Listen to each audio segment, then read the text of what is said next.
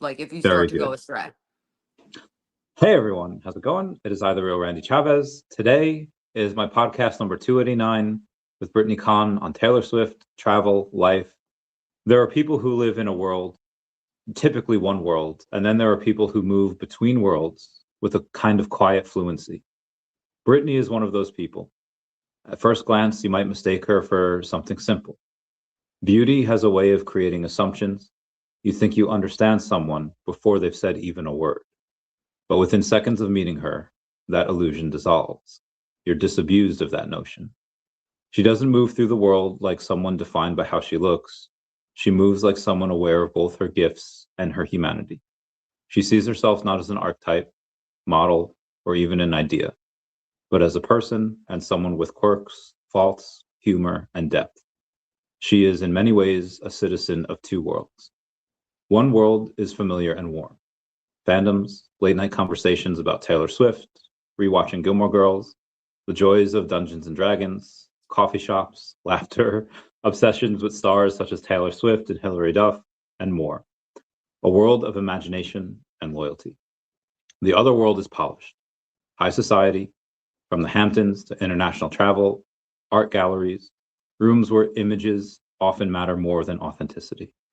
As she can step between those worlds effortlessly, as easily as someone changes a hat. There's something compelling about that, because most people feel forced to choose, but Brittany doesn't. She reminds me of Dari from The Outsiders, someone who could belong to one certain social circle, but chooses to belong to either another or both or many. In a world that rewards images, she holds onto sincerity. And beneath all of it, she's simply a good friend.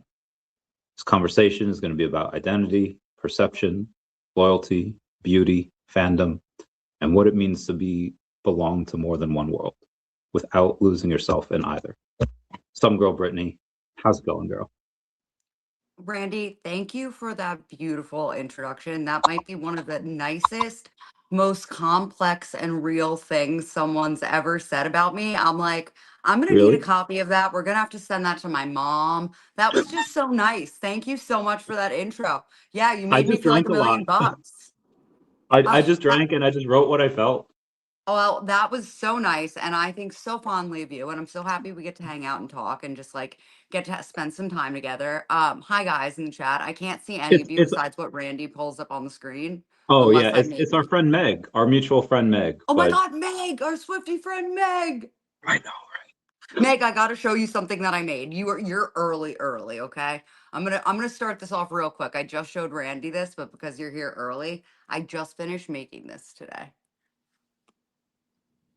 And I'm gonna post it Oh yeah. online tomorrow. So this is my Nopalite bottle. For any of you guys who don't know what this is from Taylor Swift's newest music video. It is a prop that I made. You got to go watch it. It's Opalite, and this is the Nopalite spray. So in my real life, I make props and stuff for TVs and films and stuff like that. So I decided to make these. So these are in the music video. You can see them, and you can make your own. I made a tutorial on how to make this one. So yeah, I just crafted these up. I was excited to show them to you. I was like, I have to run and get them for Randy. My show and Oh, tell thank you so items. much. I love that.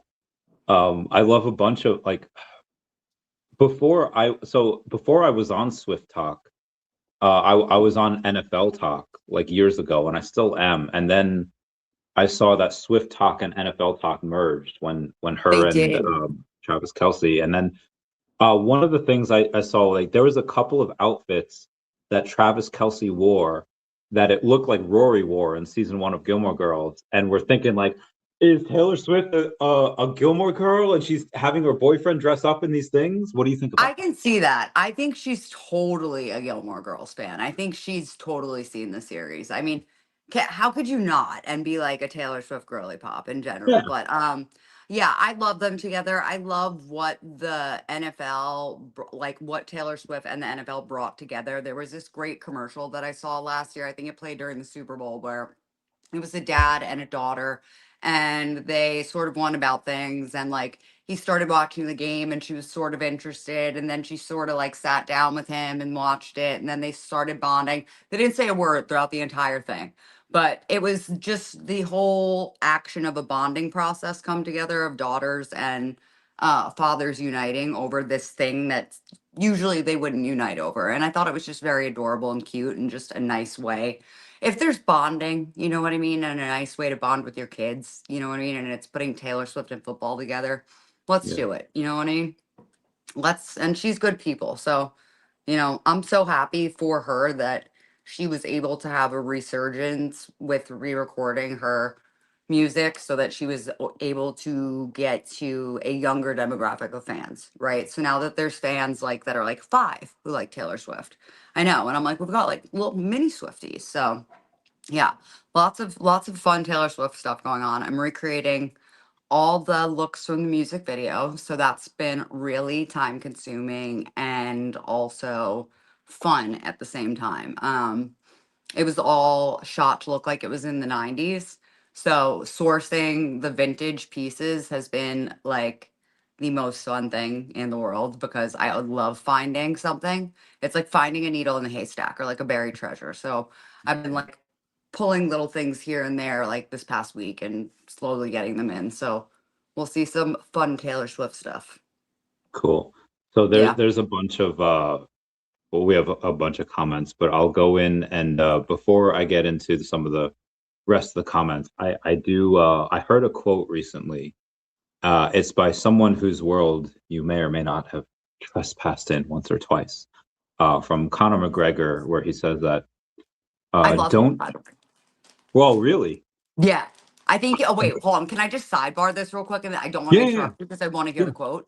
Um, he is what got me into thinking that the type of sport that he does is absolutely serious. And not only is that, is it like a very high quality craft of art? You know what I mean? To be able to Yeah. move with your body like that. And yeah, big fan of him. So I like him because he actually like he's an athlete. Do you know what I mean? To be able to move Yes. your body like that and knock someone out. And I mean, just that's a lot of combinations of things you need to be going right. But yes, tell me his quote. Now that we've established, Yes. I love that Irish man. Yeah, one of the best of the best. He had once said, "Don't eat with people that you wouldn't starve with." And that is contradictory of another quote where someone says, just because I don't want to sit at your table doesn't mean I want to see you starve. Maybe you could call it in conjunction, but again, his quote was, "Don't eat with people that you wouldn't starve with." And can you tell me what that quote might mean to you, and then also who you would choose to starve with? Ooh, so that's interesting. So it's like you don't spend your good time with the people that you wouldn't spend your bad times with. To me, that's how I Okay, interpret it. yeah, You know what perfect. I mean? Like, uh, I think it's about being choosy of who you put your energy and time into. For me, I think as I've gotten older, that's been a lot going into my family, like my mom, you know what I mean? I see my parents getting older. I have, a very small group of close friends that I'd say, those are the people that I would, starve for sure. Also my cat. I love my cat. I'd do anything for my cat. So Of she course. gets a pass, even though she probably wouldn't do the same for me. She'd probably eat me, but that's okay. But yeah, I think that that's really what that's about. It's about energy, right? Where you put your energy. Yeah, Good evening, agreed. guys. Good evening. Good Hello, evening. chatters. Meg the Egg says, before we go further, are we Team Jess or Team Logan? I know Chavi's answer. She knew my answer from years ago. It might change now, but yeah, are you Jess or Logan? I guess you could be Team Dean too, but I feel like not a lot No of people one's are Team Team Dean. Who's Team Dean? I'm so sorry. Okay, wait. My apologies. If you are Team Dean, I'm sorry. You should go rewatch though. I'm Team Logan. I can't help it. And just Team Logan. You got to take the bad boy with the boat.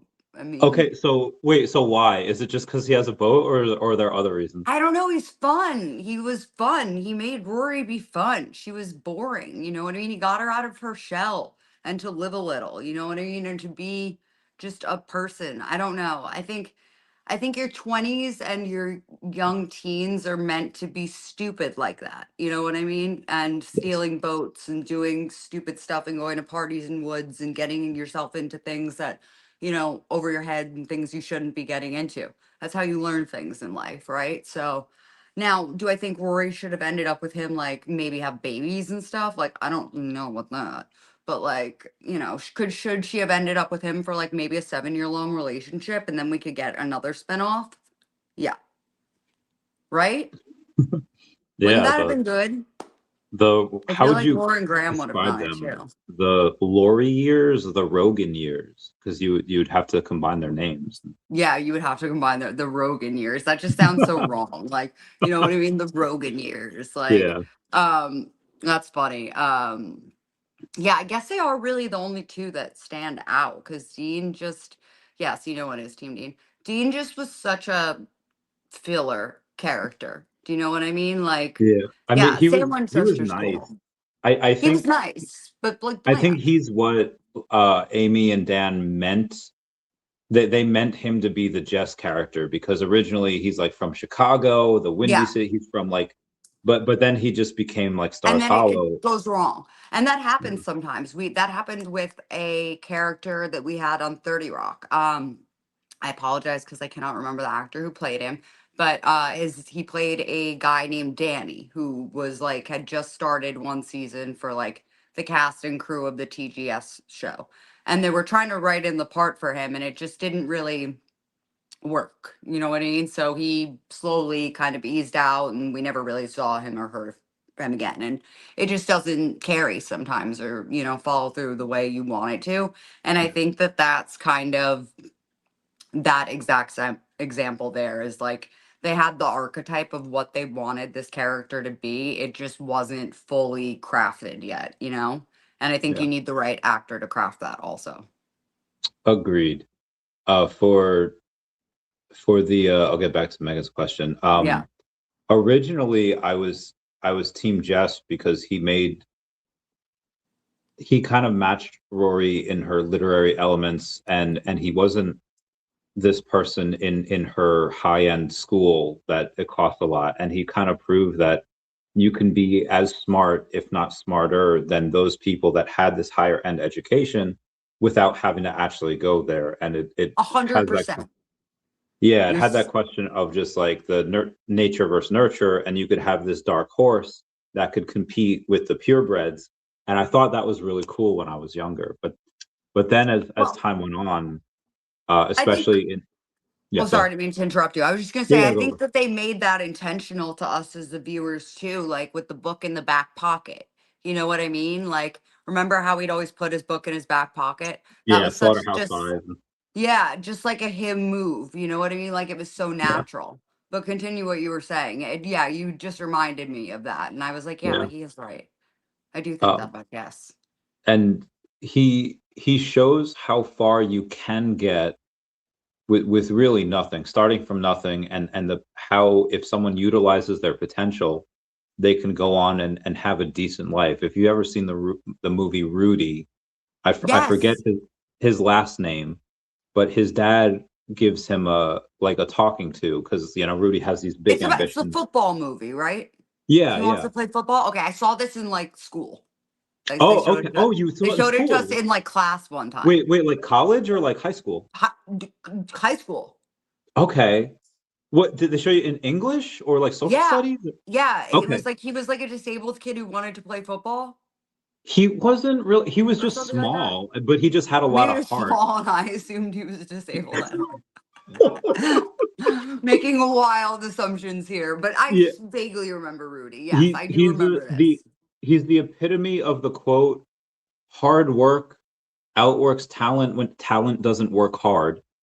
And that's Mhm. the idea of the movie. But in that, his dad says to him, like his dad just like if you ever read the book Rolling Thunder, Hear My Cry, um, you have this teacher. So it's in like the late 1800s that the book takes place in. It's a timepiece, and it's the teacher goes to these like an all black school, and she's like, you're never going to be anything more than just a like an N word. You're never going to be Oh, anything more than just this. And you think that the teacher is white because of how like horrible. She's talking to these kids, Right. but really she's actually a Black woman that just gave up hope of there Right. ever being a better life than just what they were born into or relegated to. And in that same breath, you have Rudy's dad going in and saying, like, listen, you can be and I forget his last name, Rudy, I whatever his don't last remember name was. either. Yeah. He says you could be our last name and have a decent life. We're a blue collar family, but you can climb up this ladder in this thing as a blue collar person. Like forget trying to go to college, being a somebody, be a down here, and you could still have a decent life. Jess is again the epitome of having the best life you can. I think within that, Agreed. never making that connection of the other world. But Jess is like the SS Ann ticket. Like if you ever play Pokemon, the first generation, Yes. like you're just a no name trainer from Pallet Yeah. Town, but you help out From Bill, Pallet Town. You just a no-name trainer from Pallet a Town. kid Sorry, that from was funny. Pallet Town with a brand new world to see. Anyway, so but you happen to go into Bill's house and he's a Pokemon and he's like, hey, can you help me out? Can Right. you and you do this thing and you help him and he's like, listen, thank you for this. I got this SS ticket. It's for a fancy party. I can't stand those. You should have it. So Logan is like Bill, where he's Rory's ticket to the SSN, to this world where her grandparents, her mom ran away from, That her mom. Yeah. and and she even says it in the episode where her, Jess, and Paris are talking about the Beats writing, saying that like Jack Kerouac and Charles Bukowski expose you to a world that you wouldn't have otherwise known. And that's what great writing is all about. And that's what Logan exposes her to. Exposes to this world that Yes. of money and Oh yeah, status Logan. and Sorry. high society. And she wouldn't have grown like Pippi Longstocking. She would have just stayed in her, small town Yeah. thing, if it weren't for him. I And I agree. credit him with that and challenging her. And one episode where she's talking about like, oh well, I wasn't born with like a silver spoon in my mouth, and Logan's like, well, you're not exactly paying rent either, because Okay, she's and living that's with the you. point where I really wanted to jump in here and Oh say yes, go my go go point go. about this is so, in my personal opinion about Rory Gilmore, is she's not so black and white either, but she is at the same time in the sense of she's not Lorelai. Do you know what I mean? She's Yeah. never been Lorelai. She's been the antithesis of Lorelai. I mean, who's her best friend? Paris. Lane. Well, Lane and Paris. Lane in high school, and then Paris Mm-mm. in It's Paris definitely in Paris. college. Paris in It college, but Lane becomes in high school. Paris as she becomes a Yes. person. It becomes Paris because of Emily and Richard. Yeah. She's already has this. I mean, Logan's not wrong. She, she's like, I wasn't, born with the silver spoon, but like, yeah, you not really that far off. You know what I Yeah. mean? So I think personally of Rory is that she's an easy way outer. Do you know what I mean? Like it's the same Ex- way. expand on that because I Look, have a counterpoint, but expand on that. okay, it's the same reason why like she picked the college that she went to versus the college that she thought she was going to go to the whole of her life because it's the easy thing. You know Because what I it's close to mean? her mom. Yeah, as opposed to Yeah. her mom who's always going against the tide or the thing, and Rory kind of doesn't mind. Remember when she went on that trip with Emily to Paris? Yes. All expenses paid, baby. Rory doesn't care. Yeah. Rory's like, I don't know, like Lorelai is really the more free, and I feel like it's a skip a generation thing. You know what I mean? I see this in Like other Teen Wolf. families too. You know what I mean? Where the mom will be like more free or more structured, and then the kid will be the opposite, which will be more in tune, like the grandparent or something. You know what I mean? So I think Rory was always really conflicting of who she was as a person. And then once she saw that side of who she was as a person, I think she just kind of liked it. So I am going to um, Google Rory's high school graduation speech because and I'll get to that in a second, but as soon as Logan says that, like, you're not exactly paying rent either, Rory goes full Lorelai mode, and she's just like, I'll live in this shitty She's a $800 a liar. month apartment with Paris to show you that I can do it. And Lorelai's even freaked out because, like, she has to have like 8 different locks, kick the door in order to get in.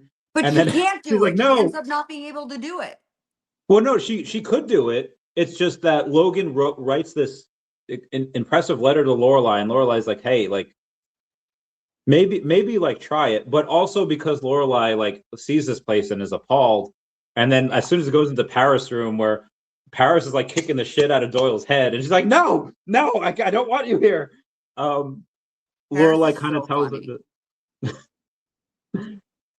But even Rory recognizes that she's in two worlds, and I want to admit this quote into the I feel like we're in court. Into the evidentiary files. Yes.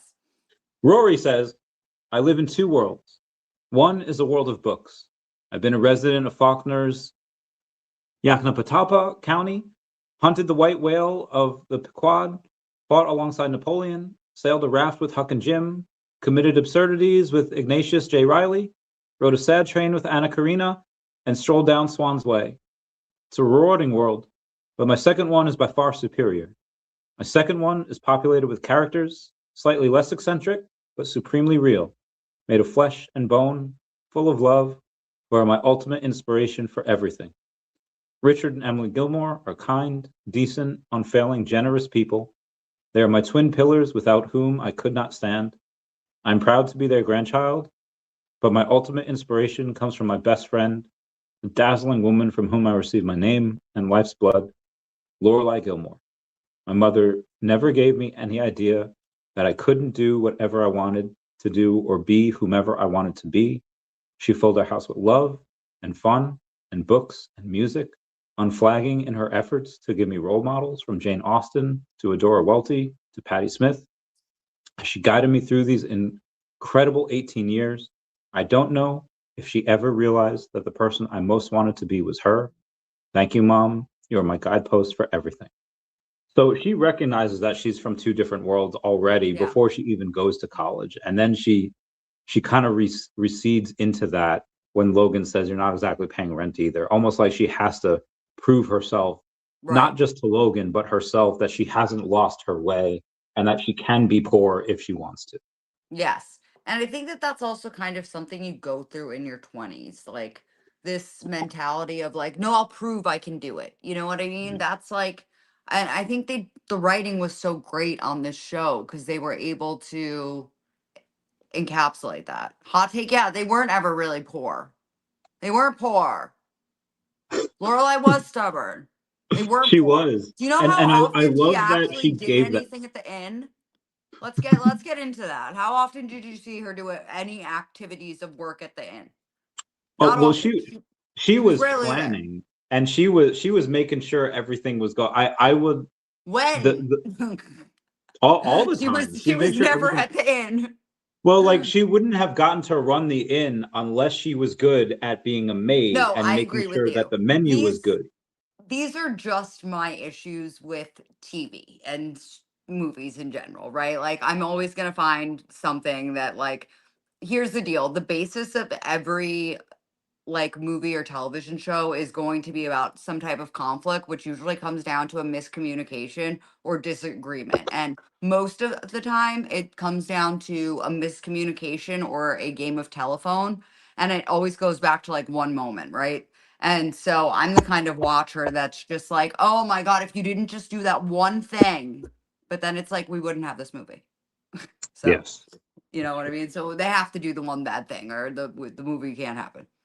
No, so love Gilmore Girls with dang. Most of the characters bother me. no, I get that. And I think that that's part of the point too. Like you see some of these characters and you get frustrated with them, and and some of the choices they make. And I think that that's on purpose. You know what I mean? Because people in your life and my life will make frustrating choices that you can't control and that don't make sense to you. I mean, it's just that's just life. And I think that that's sometimes you have to kind of throw that into the mix. But yeah, some of the characters are selfish and self-centered, or you know what I mean, or just not logical. And yeah, no one's Team Dean.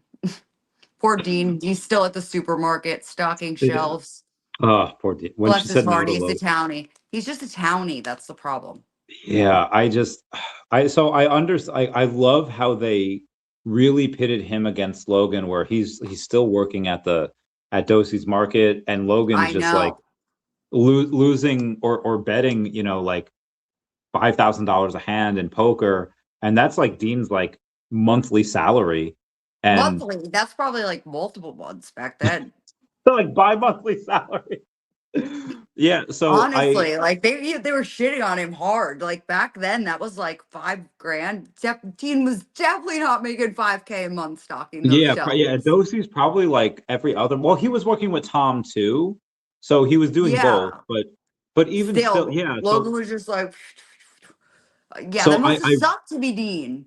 But I really love that about the show. It shows that like, hey, if you're not a successful person, you're going to lose your high quality. Like you can keep a small town girl that doesn't have the option to go into high society if you're a small town guy. But if you have a like especially nowadays where you have people from Dubai and all sorts of the world like messaging you on like Instagram, if your guy is making like 80,000 a year, that means nothing if you're being messaged by guys that are worth 100 $500 million, and like you have to be a certain level of success to keep your girl, and if you don't, you're going to lose her. So I think that's a really good lesson for guys, that if you're a Dean and you're happy where you are, the girl I you have is think, gonna yeah. leave. And at a certain point, I think people start to realize, I don't know if it's in your 30s thing. I think you start to level out and really, know what you want and sort of are like, all right, I'm not really messing around or waiting around for this. You know what I mean? For Yeah, someone to get their act together. Um, Especially now, like, you know what I mean? Of course, money is not everything there's connection and love and stuff, but that's hard also at the same time. If yeah, you're choosing to have a relationship where you love this person to death, but they're working a 9 to 5 job that can barely make ends meet, you're choosing that yeah, life, right? You're choosing yeah. love over That's comfortability. hard. And that's hard. And I don't judge anyone for making either choice. If you choose to be comfortable, if you choose to be in love, if you get both, you're really lucky.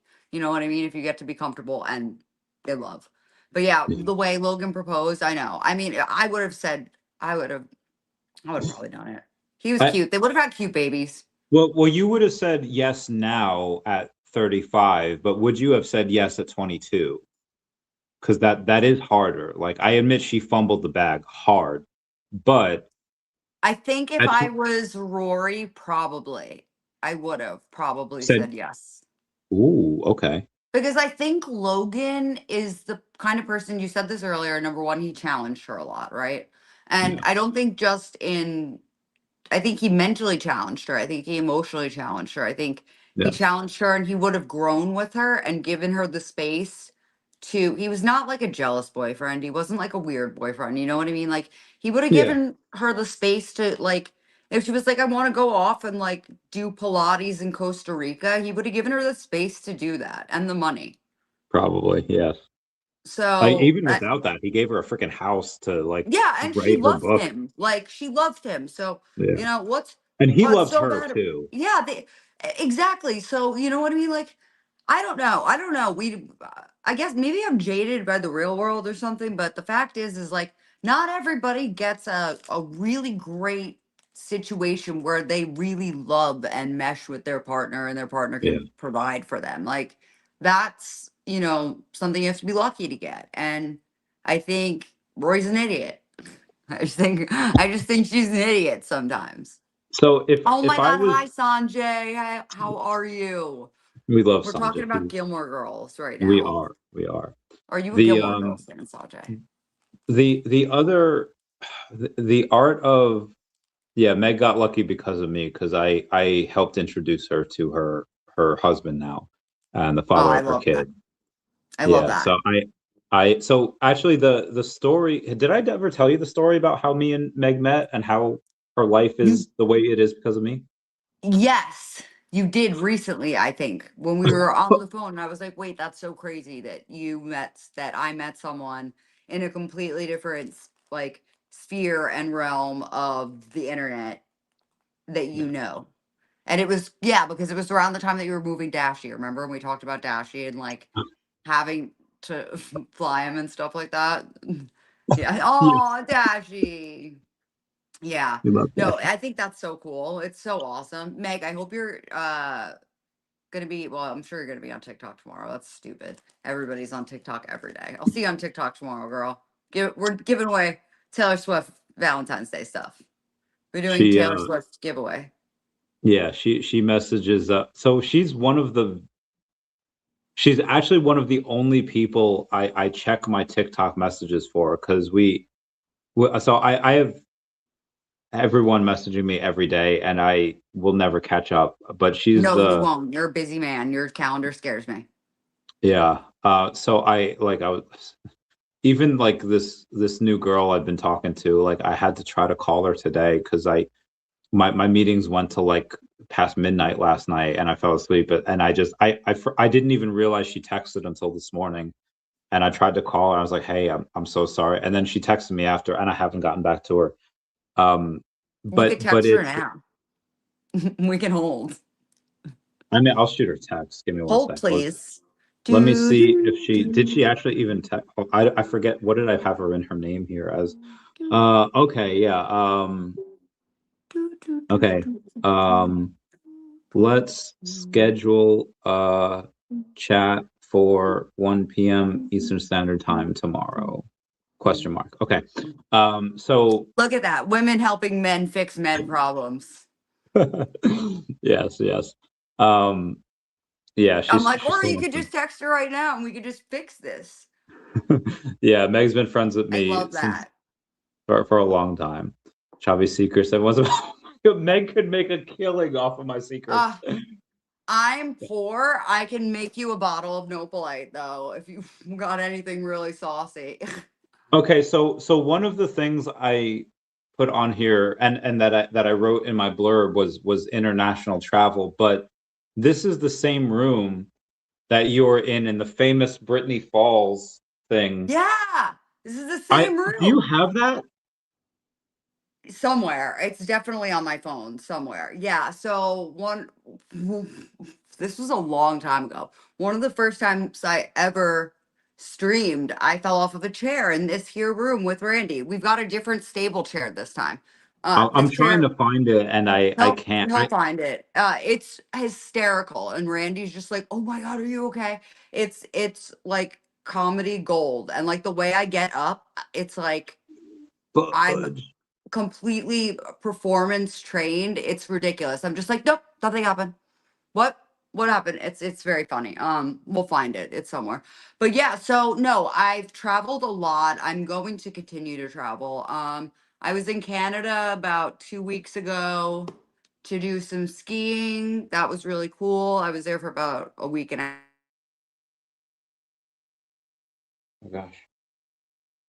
oh gosh, oh gosh, she left us. I don't know where she went. She is black. She is she has left the building like the Elvis. So what I'm going, Sorry. oh, Sorry. she's back. You lost me. You lost me because I got a phone call because I'm on my phone. Oh, okay, you're back. What was I saying? Oh, traveling. I went to Canada a week and a half ago at the beginning, like right at the beginning of the new year. I went to Walt Disney World with one of my best friends from high school to go see the Taylor Swift outfits from the Eras tour. Okay. I'm going to LA next week. So that's gonna be fun. That's gonna be just a quick little trip. And then I'm trying to plan some more international travel. But most of my travel is within the United States right now. I'm going to Washington, D.C. in April for a concert. I'm going to What be concert? going, I'm going to see Maisie Peters. She's Okay. British. Then I'll also be going to Oh, she got another phone call apparently because her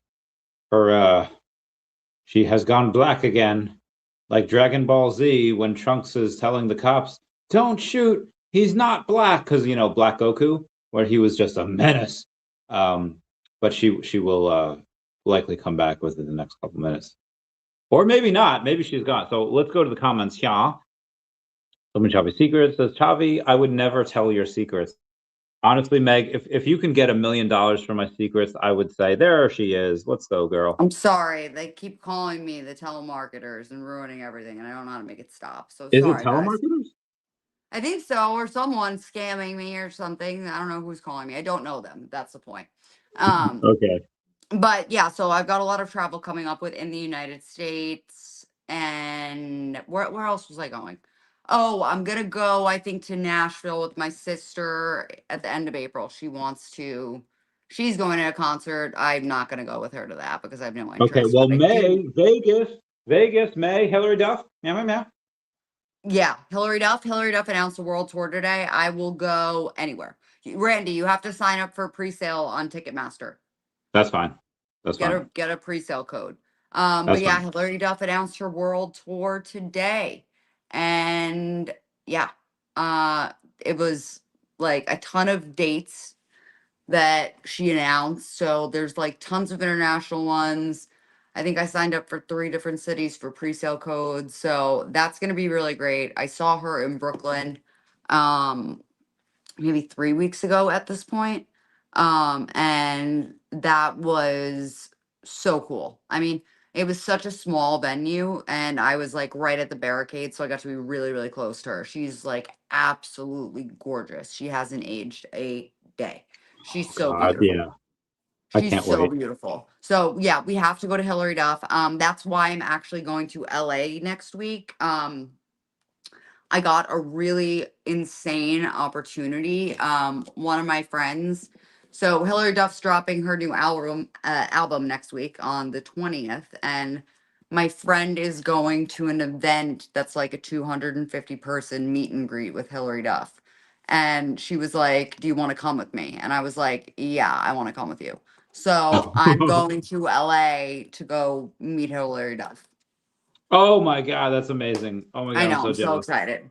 I'm so excited. So I have my flight booked, I have my hotel booked. I just got to figure out what I'm going to wear, what I'm going to say to Hillary Duff, what I'm going to say to Lizzie McGuire. Oh my God, am I going to be like, Paolo? Like, I couldn't do that, but like, you know what I mean? I want to. So, oh, then there's a part of me that just wants to be like, this is where dreams. I mean, I shouldn't do that. Because I just did that. I just got to do that in a concert, so I definitely shouldn't sing that at Hillary Duff. So Oh I my got to God, think I can't this. wait. I'm so excited. I can't wait either. So I got to really think through what I'm gonna say to her. She's just so cool, and she was just such a Yeah, cool, awesome part of my childhood. You know what I mean? So yeah. we love her, Lizzie McGuire forever. I need to rewatch like a Cinderella story or Lizzie McGuire before I go. Oh, hell Um, yeah. I'm really excited though because I get to get In-N-Out burger. So I'm gonna get myself some In-N-Out burger. I'm gonna be in the warm, warm weather for like just a few days, but that's okay. I'll totally take it. Um, so yeah, I'm really Also, excited about that. also, I think I found it. Little compartment, like a lunchbox, but it like kind of went over shoulder Oh, of you like did. a Game Boy. I have my Game Boy, it had some games in it, and I went. Oh, I fell on my chair. Oh, you That's okay? actually amazing. Are That's actually amazing. I went to grab this. Say, Randy, do you mean? are you wearing the same thing that you are right No, now? no, but I might as well be. I wear One beige. more, one more. My Game Boy had some games in it, and Randy, do you Oh, I fell on my chair. are you okay? I said, "Oh, I fell out of my chair." That's Oh my funny. As God. if you didn't see. Oh, I fell out of. Oh, I fell out of my chair. Yeah, that's it. That's the iconic chair. We got rid of that chair. I say we. The we is me and my cat. We got. She's gotta get she's so popular. This guy again, I'm very lucky to have her for as long as I am. There she is, she's back. Um yeah, again, just told people I was very lucky to have you for as long as I have because you are. I never watched Lizzie, but I have watched Gossip Girl 10 times. She was in Hillary Duff was in a season of Gossip Girl. Interesting. I did not know that. 5 second. Nicki Minaj. So she didn't have a. Oh, apparently Nicki Minaj was bringing people up. Oh, you're on mute, I think. She is coming back. We'll get her back in the next T minus X amount of seconds. I have a bunch of people. Oh, I guess Nicki Minaj was bringing people up, and now we missed her. But we will get back to her in a sec. I'll I'm ask Brittany back. about it. I'm sorry I'm muted. So it wasn't a telemarketer. It was actually someone trying to get in touch with me. And I was like, you have to stop calling me. I'm busy right now. Call me tomorrow. I cannot talk to you. Stop calling. Well, I appreciate that very much. Yeah. So I had a good. apparently Nicki Minaj is bringing people up, and I kept getting tagged to come up. I missed it though because Nicki Minaj, what's she doing? Hold on one second. She's doing a lot. I haven't had a lot of people go in and tell me what she was, but she was just bringing people up. And I don't know if she had this idea of like, well, you can only come up with 20-something thousand followers. I don't know what the criteria was. So yeah, she plays an actress and goes to college that Dan goes to and dates her. Oh, it's talking about Hillary Duff in Gossip Girl. Oh, but they have a threesome, right? And then it got weird. What? That's right. She was a Gossip Girl. Did you watch Younger? Did anyone watch Younger? Younger was great. No, I love anything with her in it, but I haven't seen it yet. You should watch Younger. She was good at that. Okay. I like it. I think Younger's on Peacock or Netflix. I don't know which one. I forget. It's available though. Okay. Copy that. It's available. Younger is great. She's not the star. She's a supporting role, but she's really good in it. She plays like this quirky, sassy, like New York girl. I love her, and she was really great in that. That's cool. Yeah, I just love her. She's beautiful. I mean, yeah, like she hasn't aged like a day. It's actually wild. Really, at all? One day she has. I swear. Well, yeah, obviously. I mean, she still looks 14. amazing. 14. But I mean, since she was like 22, she hasn't aged a day. Yeah. You know what I mean? Like our girl does not look like she's had 4 kids. Let's put it like that. She has 4 kids? Yeah. Okay, so this is what I want to talk to you about as well. So I've seen her with God. I've seen her amazing. So how much of your look is from nature? How much of is it from hard work? Tell us about whether it's skincare, whether it's diet, whether it's working out. Tell us about how you maintain your look, if you even maintain it, or if it's just something that comes natural. We're all very curious about it, especially me because I look old school. So my skin is naturally really bad because I have psoriasis. So I take really good care of my skin. I do a lot of like skincare things. I use like an LED mask, a light mask on my face. I use like a dermatological moisturizer, a dermatological acne thing. So yeah, I take really good care of my skin. I'm gonna be honest with you, I do not drink enough water, or exercise like ever. I am genetically gifted. Yeah. Here's the thing though. I just want to say if you were to strap a Fitbit on my wrist I have ADHD, so the amount of movement I do around my house in a day is astronomical. I bet if you put one of those things on my wrist, I'd be doing like 7,000 steps easy, just from like going back and forth around my house and up and down the stairs and stuff. So I get movement in by being active, but I definitely don't go to the gym. And if you tried to get me to like hike up a mountain right now, halfway up the mountain, I'd be like dying, gasping for air, like cursing at you, being like, Randy, we have to hell it back out of here. Like I'd be like, I'm gonna tell you a story. When I was going to Disney World, I was meeting my friend there like the day of, and my connecting flight was delayed by like multiple hours.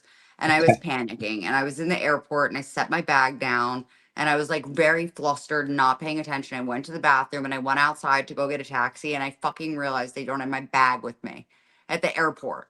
And Oh I no. haven't had my bag with me for like 15 minutes, okay, unattended at the airport. I'm like, they've definitely taken this. They think it's a bomb. This is so bad.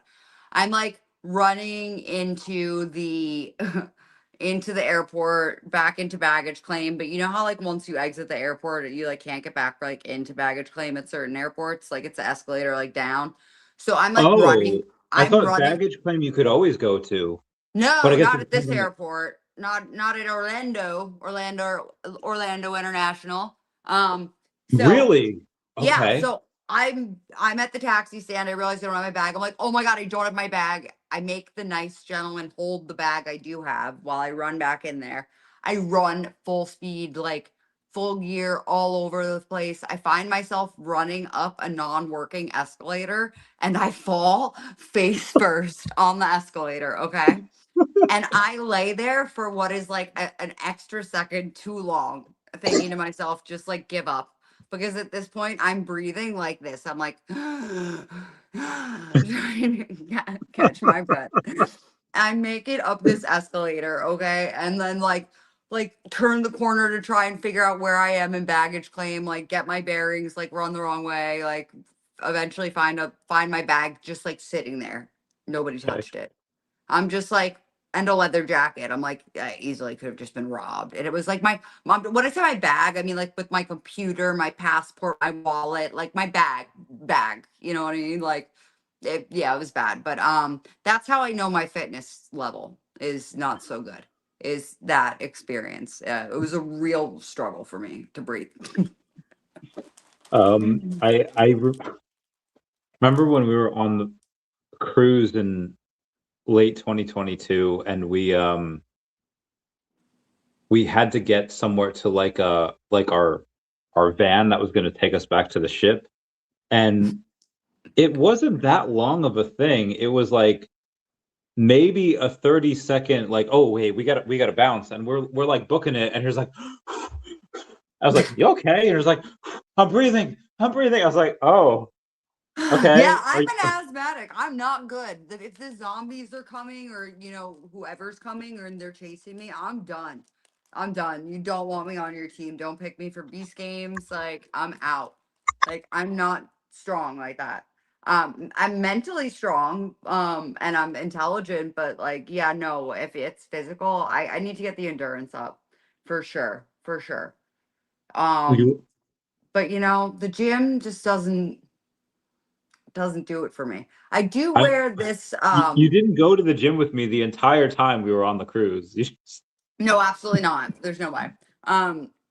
I do wear this power bra, this form power bra and leggings most days. So it's like my at-home outfit and it's like a posture form correcting bra. So it's like really good for your posture. It's So I would say it's similar to like a corset in the way it makes you like okay. sit up straight. So you're like, oh, my posture is amazing. And I can actually feel it in my lower back because this is causing like me to actually sit up straight. So I do stuff like that and take good care of my skin. And then that's really it, man. I've got good genes. I've got really good genes. My You do. gram. You should have seen I mean, you know my mom. But Yes, your if had mom you is. met my gram, my I have gram not met your looked really. gram. Yeah, had you met her before she passed, she was very beautiful, very blonde, very like dainty. So she aged very well also. So yeah, So I got lucky with that. I know. so So there's I yeah. different girls, I feel like, do different hairstyles for different seasons, and I feel like right now you're like an autumn winter, Oh, but are interesting. you an actual brunette or are you a I'm blonde? brunette. This is almost as close to my natural hair color as we're getting. As you can, if you Okay. can see, it's sort of grown out a little bit. But yeah, no, this is my natural hair color. Um, Wow. I know. So I, Oh my after a gosh. while, just got really tired of. So it's first of all, let me just put it this way: it's expensive to be a girl, you know. So to Yes. get our hair done I is know. like astronomical. You know what I mean? Just to get, not just to get it cut, to do anything to it. They want like your firstborn child. So to become a blonde when you're not supposed to be a blonde and to keep it like maintained to look like you're not crazy with roots is just like an actual commitment. You have to spend a lot of money, you have to spend a lot of time. It's a lot of time in a chair. And I just get tired at some point of doing that. You know what I mean? Like, I'm a low maintenance girl. You know what I mean? I'm not one of those girls that takes an hour and a half to get ready in the morning. Like, I'm much quicker than that. Okay. And I don't want to have to take an hour and a half to get ready in the morning. I'd like Yeah. it to be easier, and simple and quick. And I'd like to do things in my life that are like preventative to make it that way. Yeah. So yeah, for me, that's kind of it. Not that I don't love being a blonde or miss being a blonde sometimes, because I absolutely do, but my hair is so much healthier and just happier when it's not filled with Yeah. chemicals. It looks Like, I can great. tell a noticeable difference in like how it feels, you know what I mean? Like, just how it behaves and stuff. It just, well, I love being a blonde. It doesn't love me back. You know what I mean? My hair starts to break off and stuff. This is girl stuff. Our hair, if you bleach or dye your hair, you'll know after a while you start getting like these little baby hairs because it, Yeah. flyaways I've and stuff. I've had girlfriends where I I've noticed the pattern, and I know it depends on what type of girl, because sometimes you have girls with like this beautiful thick hair, and they can only do so much with it, versus the girls that have like, it's weird that the girls that have like pencil thin hair, they're the ones that do the most with their hair, where they dye it every like X amount, like every other month or Yeah, whatever. I think a lot of that does depend on like your hair kind, like your type of hair too, and stuff like Yeah. that, right? Or like, yeah, what part of life you're at. I mean, there was a long time where I had cut all my hair off and grown it out, and I had like very beautiful, Wait, like like, how short, when you say cut it off, like how I short was buzzed it? a three when I was like 20. So I buzzed a three around my whole head. I Do you looked have like Joan of pictures of that? Arc. Yeah, I'll send them to you. I looked like Joan of Arc. I looked absolutely badass. Thank God I didn't have a bad shaped head. It was great. So, but for about 8 years, I grew my hair out and it was beautiful virgin hair. And then I was like, no, I'm keeping my hair. I'm not dyeing it ever again because I went through all this. And then after 8 years, I got bored. And I was like, I want to be blonde again. And then, the moment you do that, you ruin your hair. You know what I mean? Your hair, it's game over. Game over. The moment you put anything on natural hair, you've gone and messed it up. You've just ruined the last 7 or 8 years. You know what I mean? So I think also as I get older, it's like just wanting to be more natural. Do you know what I mean? Too. There's something about that. Just like just being. This is the hair I came with. You know what I mean? So There was a friend, Kim, that I have. She was at one point one of my best friends in life. I loved her for so many reasons, and um, this was even as of like 5, 6 years ago, where we were still in our 20s, where I started losing my hair. She started getting gray hairs, and I was like, "Do you ever dye it?" And she's like, "No, I'm proud of the gray hairs. I'm proud of being able to get to this age." And I was so much different. I was like, I'm wearing like makeup on like the top of my head so that to make I people think for think men that. it's a little different though. You know, I Yeah. think men are more self conscious about that in a way. Well, Because also like, because the change of hair is fine, because I would much rather be completely gray. Like I have a little bit of yeah, gray in my beard. You can't really see right. it right now, but I promise it's there. No, I can see it a little down there, but I totally hear. I think Yeah. men graying and balding are a big different Yeah, thing for it's a men. big thing. You know what I But mean? like this is, I know, like a personal choice. Like I love women with gray hair. That turns me on so much. I was like Interesting. not if you're Interesting. like 70, but if you're like 28, like you could be any age, but if you I have feel like gray that's hair. like an anomaly though. Like you don't find like that many people with gray hair at like that young No, age. no, No. no. There's a lot of women that now granted, I've dated a lot of women in their 30s and 40s, and really only like 6 or 7 women in their 20s. But Okay, a good so almost half of the women that I've dated in their 20s had gray hair, but they dyed it. I was like, interesting. no, no, no, no, no, please don't dye it. Please don't dye That's it. And interesting. Okay, so I don't have gray hair yet, but I'm going to be on the lookout for it just in case because I don't know what age you start getting gray hair. But oh, that's like there's been interesting to some me. girls that I know that got it at like 27. Maybe I And do have some gray hairs in here. I don't know. And no, I mean like they had the roots, and I was like, no, please, keep it gray. Interesting. And they're like, Interesting. no, fuck you. I'm not keeping this gray. I'm gonna be. And I was like, Yeah, I because I think as love. women, that's something that we're kind of like, I don't know, we could just dye that. You know what I mean? Like we I could just fix know, that and with I real hate that because I quick. love the gray hair. Anyway, I Yeah, wanna. I mean that's beauty standards, though, right? Like they've taught us that it's hard to age gracefully. You know what I mean? Yeah, Like it's so, especially like girls of our age. Yeah, silver foxes. You can be a silver fox. There are some silver foxes out there for I sure. would love to be a silver fox. For This sure. would That's probably what. like some older. Sometimes, yeah, I like Yeah, that. I know. Well, I like them older for other reasons. We'll get to that. But so to go back to one of my quick blurb from before, and I want to show you a picture with it, where I said one world is familiar and warm. Fandom. Actually, I don't know if I have the. I'll just show you the picture where it says she's sees herself not as an archetype, not as a model, not as an idea, but as a person, someone with quirk, faults, humor, and depth. This is when you had blonde hair, and I I didn't have this as a thumbnail because I didn't see it until like after I already made it. But this is when you were blonde. This is when we were at Aw. the Matt Gondek.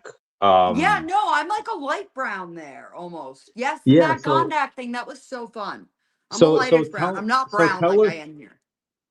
what you remember about this. And I think I don't have the I can't. Oh, tell us what you okay. remember about it and I'll tell you the why. first thing that comes to my mind Okay. is being really wine drunk and turning to Randy and being like, I love that painting of Tupac on the wall. And Randy goes, that's Kobe Bryant. And I died. And I said, Randy, you cannot tell anybody I said that. I was so drunk. They gave us free wine though, and They it was gave us great. free everything. That They gave us was free that. everything. It was great, but I was definitely drunk, and I definitely misidentified that man on the Yeah. painting. So, that's the first thing that comes to mind because I laughed so hard, and when I think about that from time to time, it still makes me giggle. But I just remember when we first met up at the restaurant that day, or It was was it, like a or bar. The first place we met at was a bar. We were supposed to was a meet at this guy bar. Steve, but he like Yeah, dipped. and you got fries, and we were I got sitting at the bar for a while, and we just kept talking and talking and talking and talking and talking and talking, and we just like, I remember that we just like clicked instantly, and we like got on like a house on fire, and we were just like, "Blah, blah, blah, blah, blah, blah, blah, blah, blah," and our energy just like matched each other's like immediately, and we both immediately knew that we were like going to be friends, and that our energy was like really really special, and we were like, oh, this is so cool, you know what I mean? And it was, I remember it being something that we both recognized, and being able to have intellectual conversations about that. And then, of course, I have other wonderful memories with you, like that, like when we were on the beach in Aruba, and you showed that kid about Omi, and like, yes. remember you had him buy some Omi, and Yeah. like we talked about like how like small chance like occurrences can like change a person's life and things like that, and just really fun, cool little memories. But yeah, I remember that day. I remember that bar was very maroon too. It was a very maroon bar. And the Matt Gondak event was really cool too. Um, I think that project failed because basically what happened was there was like some glitch and the NFTs didn't get released on time, so not a lot got minted, and you could either get the physical bat or the NFT. So Yeah. not many like exist at all. Which is pretty interesting because I think usually failed stuff like that does better over time, right? Because scarcity and rarity. Um, but I like him a lot. I think he's a great artist. I think he does really well in Asia. You know what I mean? Because he's really like pop, colorful art. Like these are Yeah. Mac Gondak colors. You know what I mean? Like he's very Yes. bright and colorful. But no, that was such a fun event. I'm glad we went to that. That was really good. That was one of the most things that I remember from that event, it was I forget the dude's name. I forget what he was talking about, but it was me here, it was you here, and the guy. So you were between me and the guy that we were talking to, and he was talking about something. I forget what, but he was very excited. He was very excited, and as he was talking, he kind of like had some saliva go from his like mouth, and one of those pieces of saliva landed on your arm, and I just flicked it off of you. And I remember when we were talking, I think to Matt or someone else about it, I was like, yeah, like there was this one guy that like was like spitting on us as he was talking, and you like stopped me mid conversation, and you're just like, Randy, I've never felt so seen as Yeah, when I you know. flicked I it. remember this. I remember that now. I was like, oh my God. Because I was like, what the fuck is wrong with this guy? He's got no like awareness or like control of like what's going on with his mouth. Like, what the hell? And Matt was such a cool guy. Matt like is a really cool guy. If like anyone ever gets a chance to go to any of his galleries or like showings or anything, like go to them. Matt's Yeah. awesome. He's cool I to saw him talk back in to. November when I went to Oh, did you? DCon, and he's still such a cool dude. He's been on the He's podcast a awesome. couple times. Um, That's great. yeah. He's so cool. I love him. So He's like a true artist in my like yeah. brain. You know what I mean? He had like he'll like take a can of spray paint and like just like create an absolute masterpiece with it. And you're like, dude, how? How'd you make that so perfect? How'd you make that circle look so good?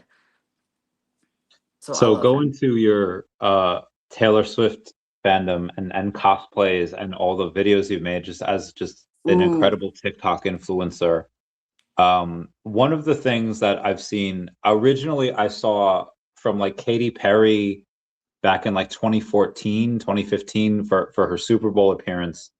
She had a dress on that was that looked like Pig Night from Pokemon. Taylor Swift in the last like 10 years had a dress like Salazzle.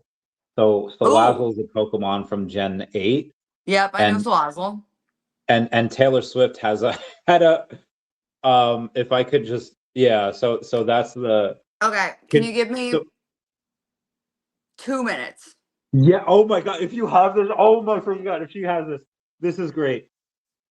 So everyone, just to continue on with So Brittany just so here. you know, when I went to Disney, I went to go see Taylor Swift's bodysuits from the Eras tour.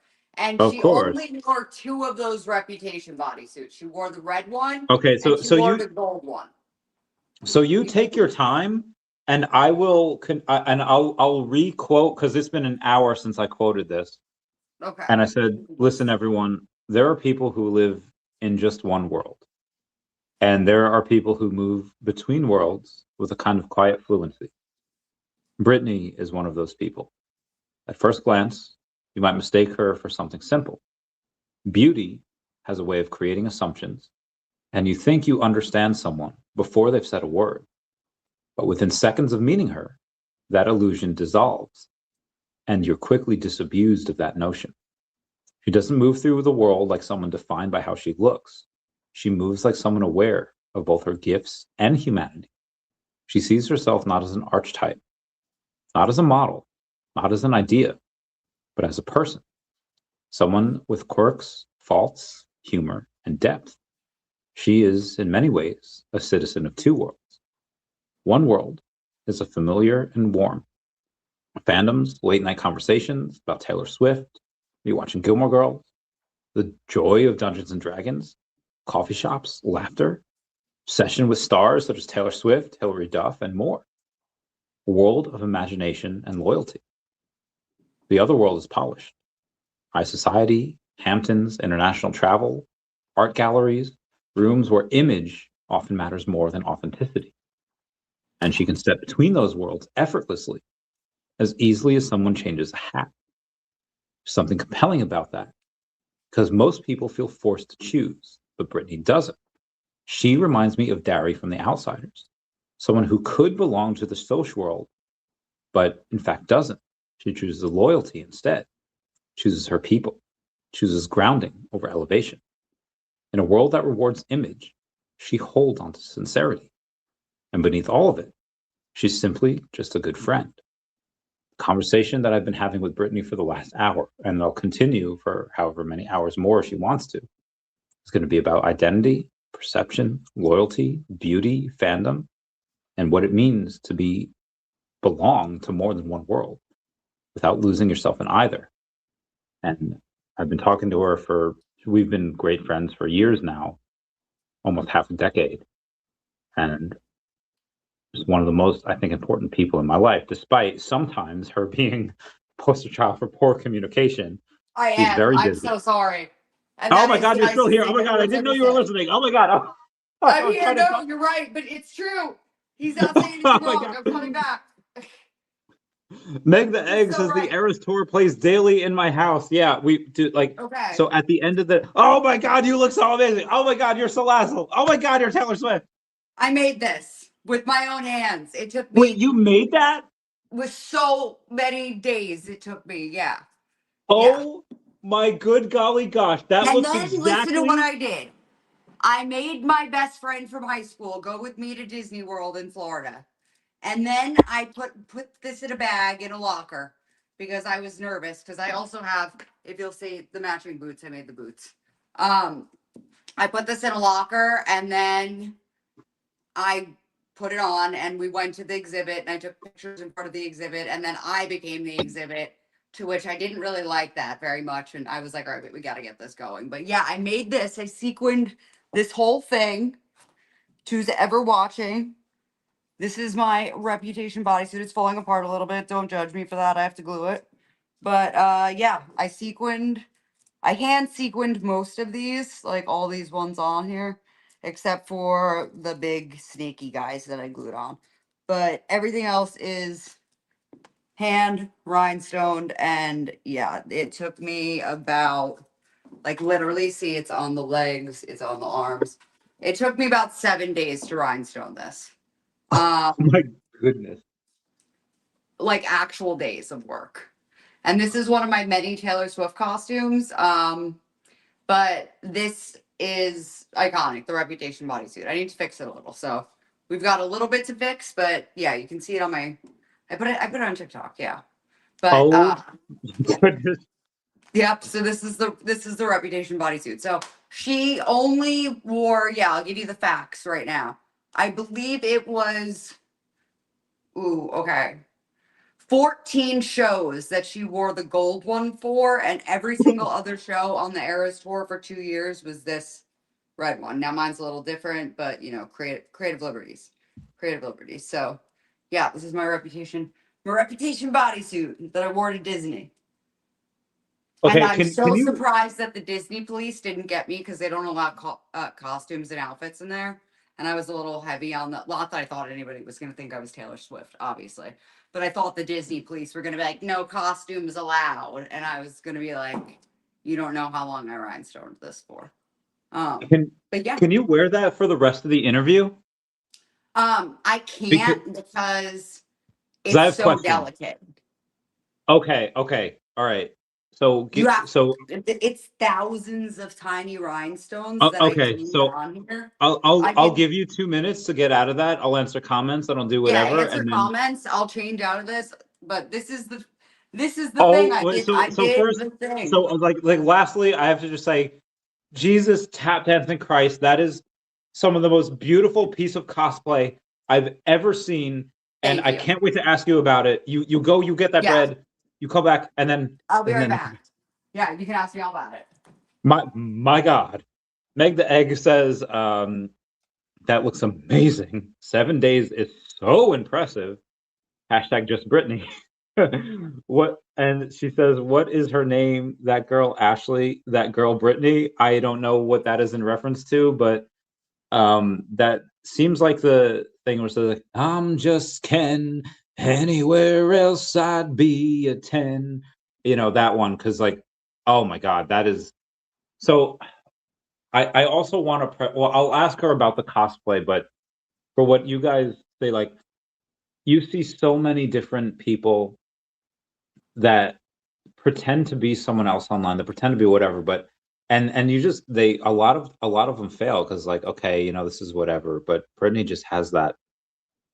No, granted, she mentioned that she just has good genetics and her mom is beautiful, but her also she like, I feel because I know Brittany that if her genetics were to ever change, or if her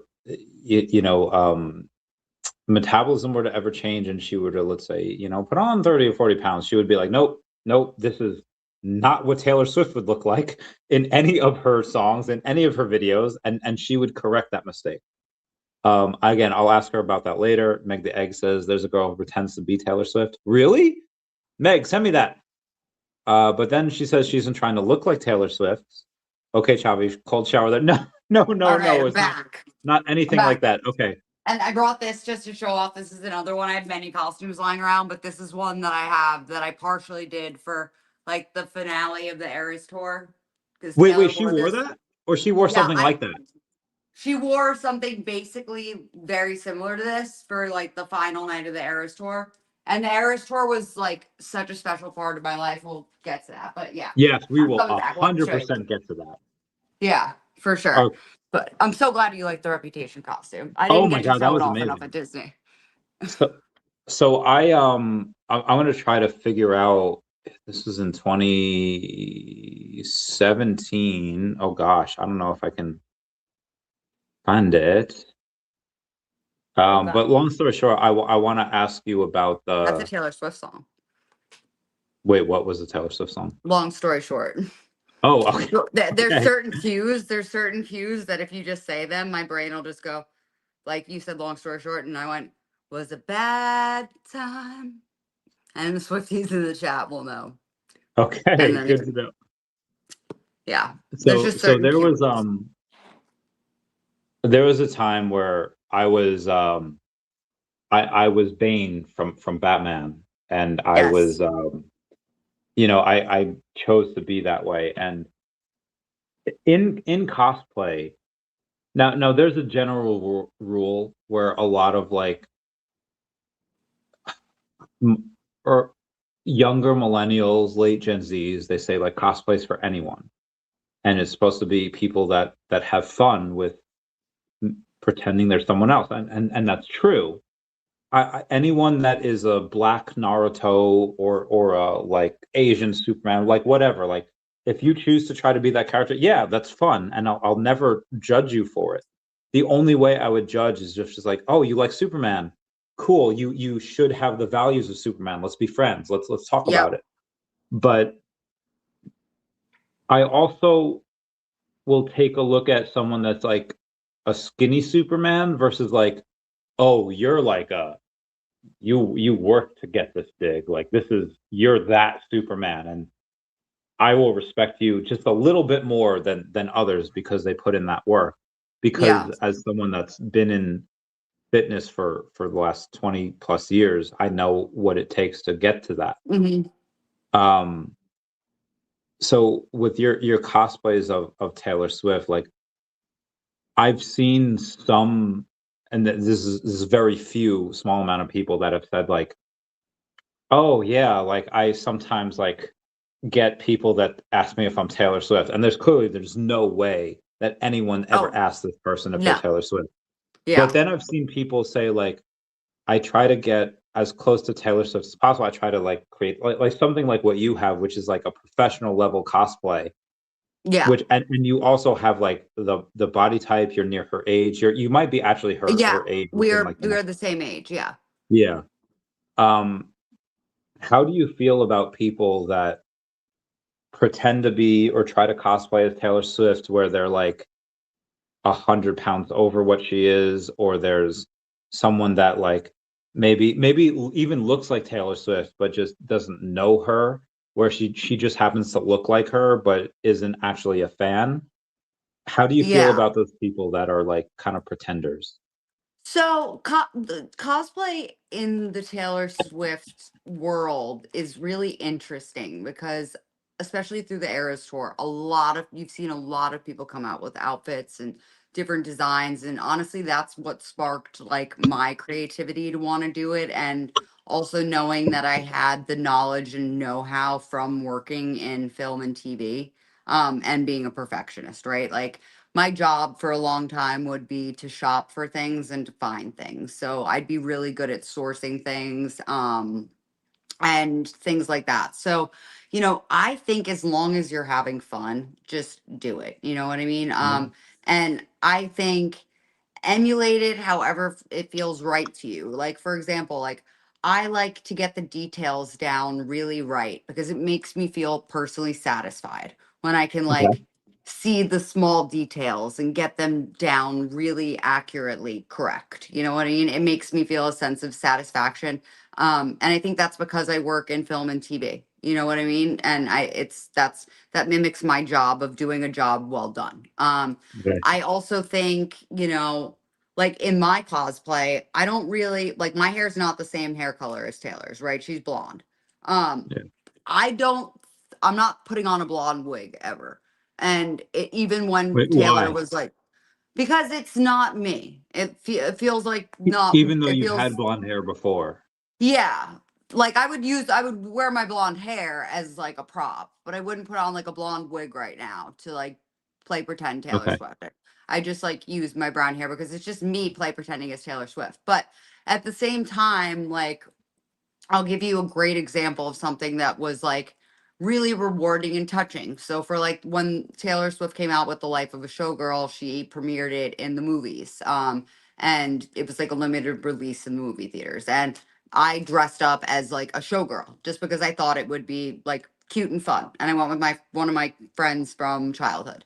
And I'm in New York City at 3 p.m. on the Upper East Side in a flamenco dancer outfit. Okay. It's not the most comfortable. There's definitely people looking at me. I'm a little like, should I have done this? But then there's a group of about 6 9-year-old girls, and they're all going to the movie with their moms, and their moms asked me to take a picture with them. And these kids are like so happy, and their smiles are lighting up. You know what I mean? And they're having the best time. Do you know what I mean? And I'm the closest thing that they're getting to Taylor Swift in that moment. You know what I Yeah. mean? Like I'm not, Yes. I'm like, Yes, like I've had that before. your Timu Taylor Swift. Do you know what I Yeah. mean? Like in this moment, like they're excited about the showgirl thing. They're just excited that someone's doing it. Like when the moms asked me to take a picture with their kids, I was like, of course I'll take a picture with your kids. You know what I mean? That's like a part of, it's just, it's How fun. did that make you feel? Was it like a responsibility thing? Was it like, It made me oh, feel I'll be his so mom? happy, like a responsibility, because also you have to understand that like I wouldn't cosplay as a person who's like I didn't think was a good person, or who I didn't think had good values or was a good Even role if you look model. like them. Even if I looked like them, Okay.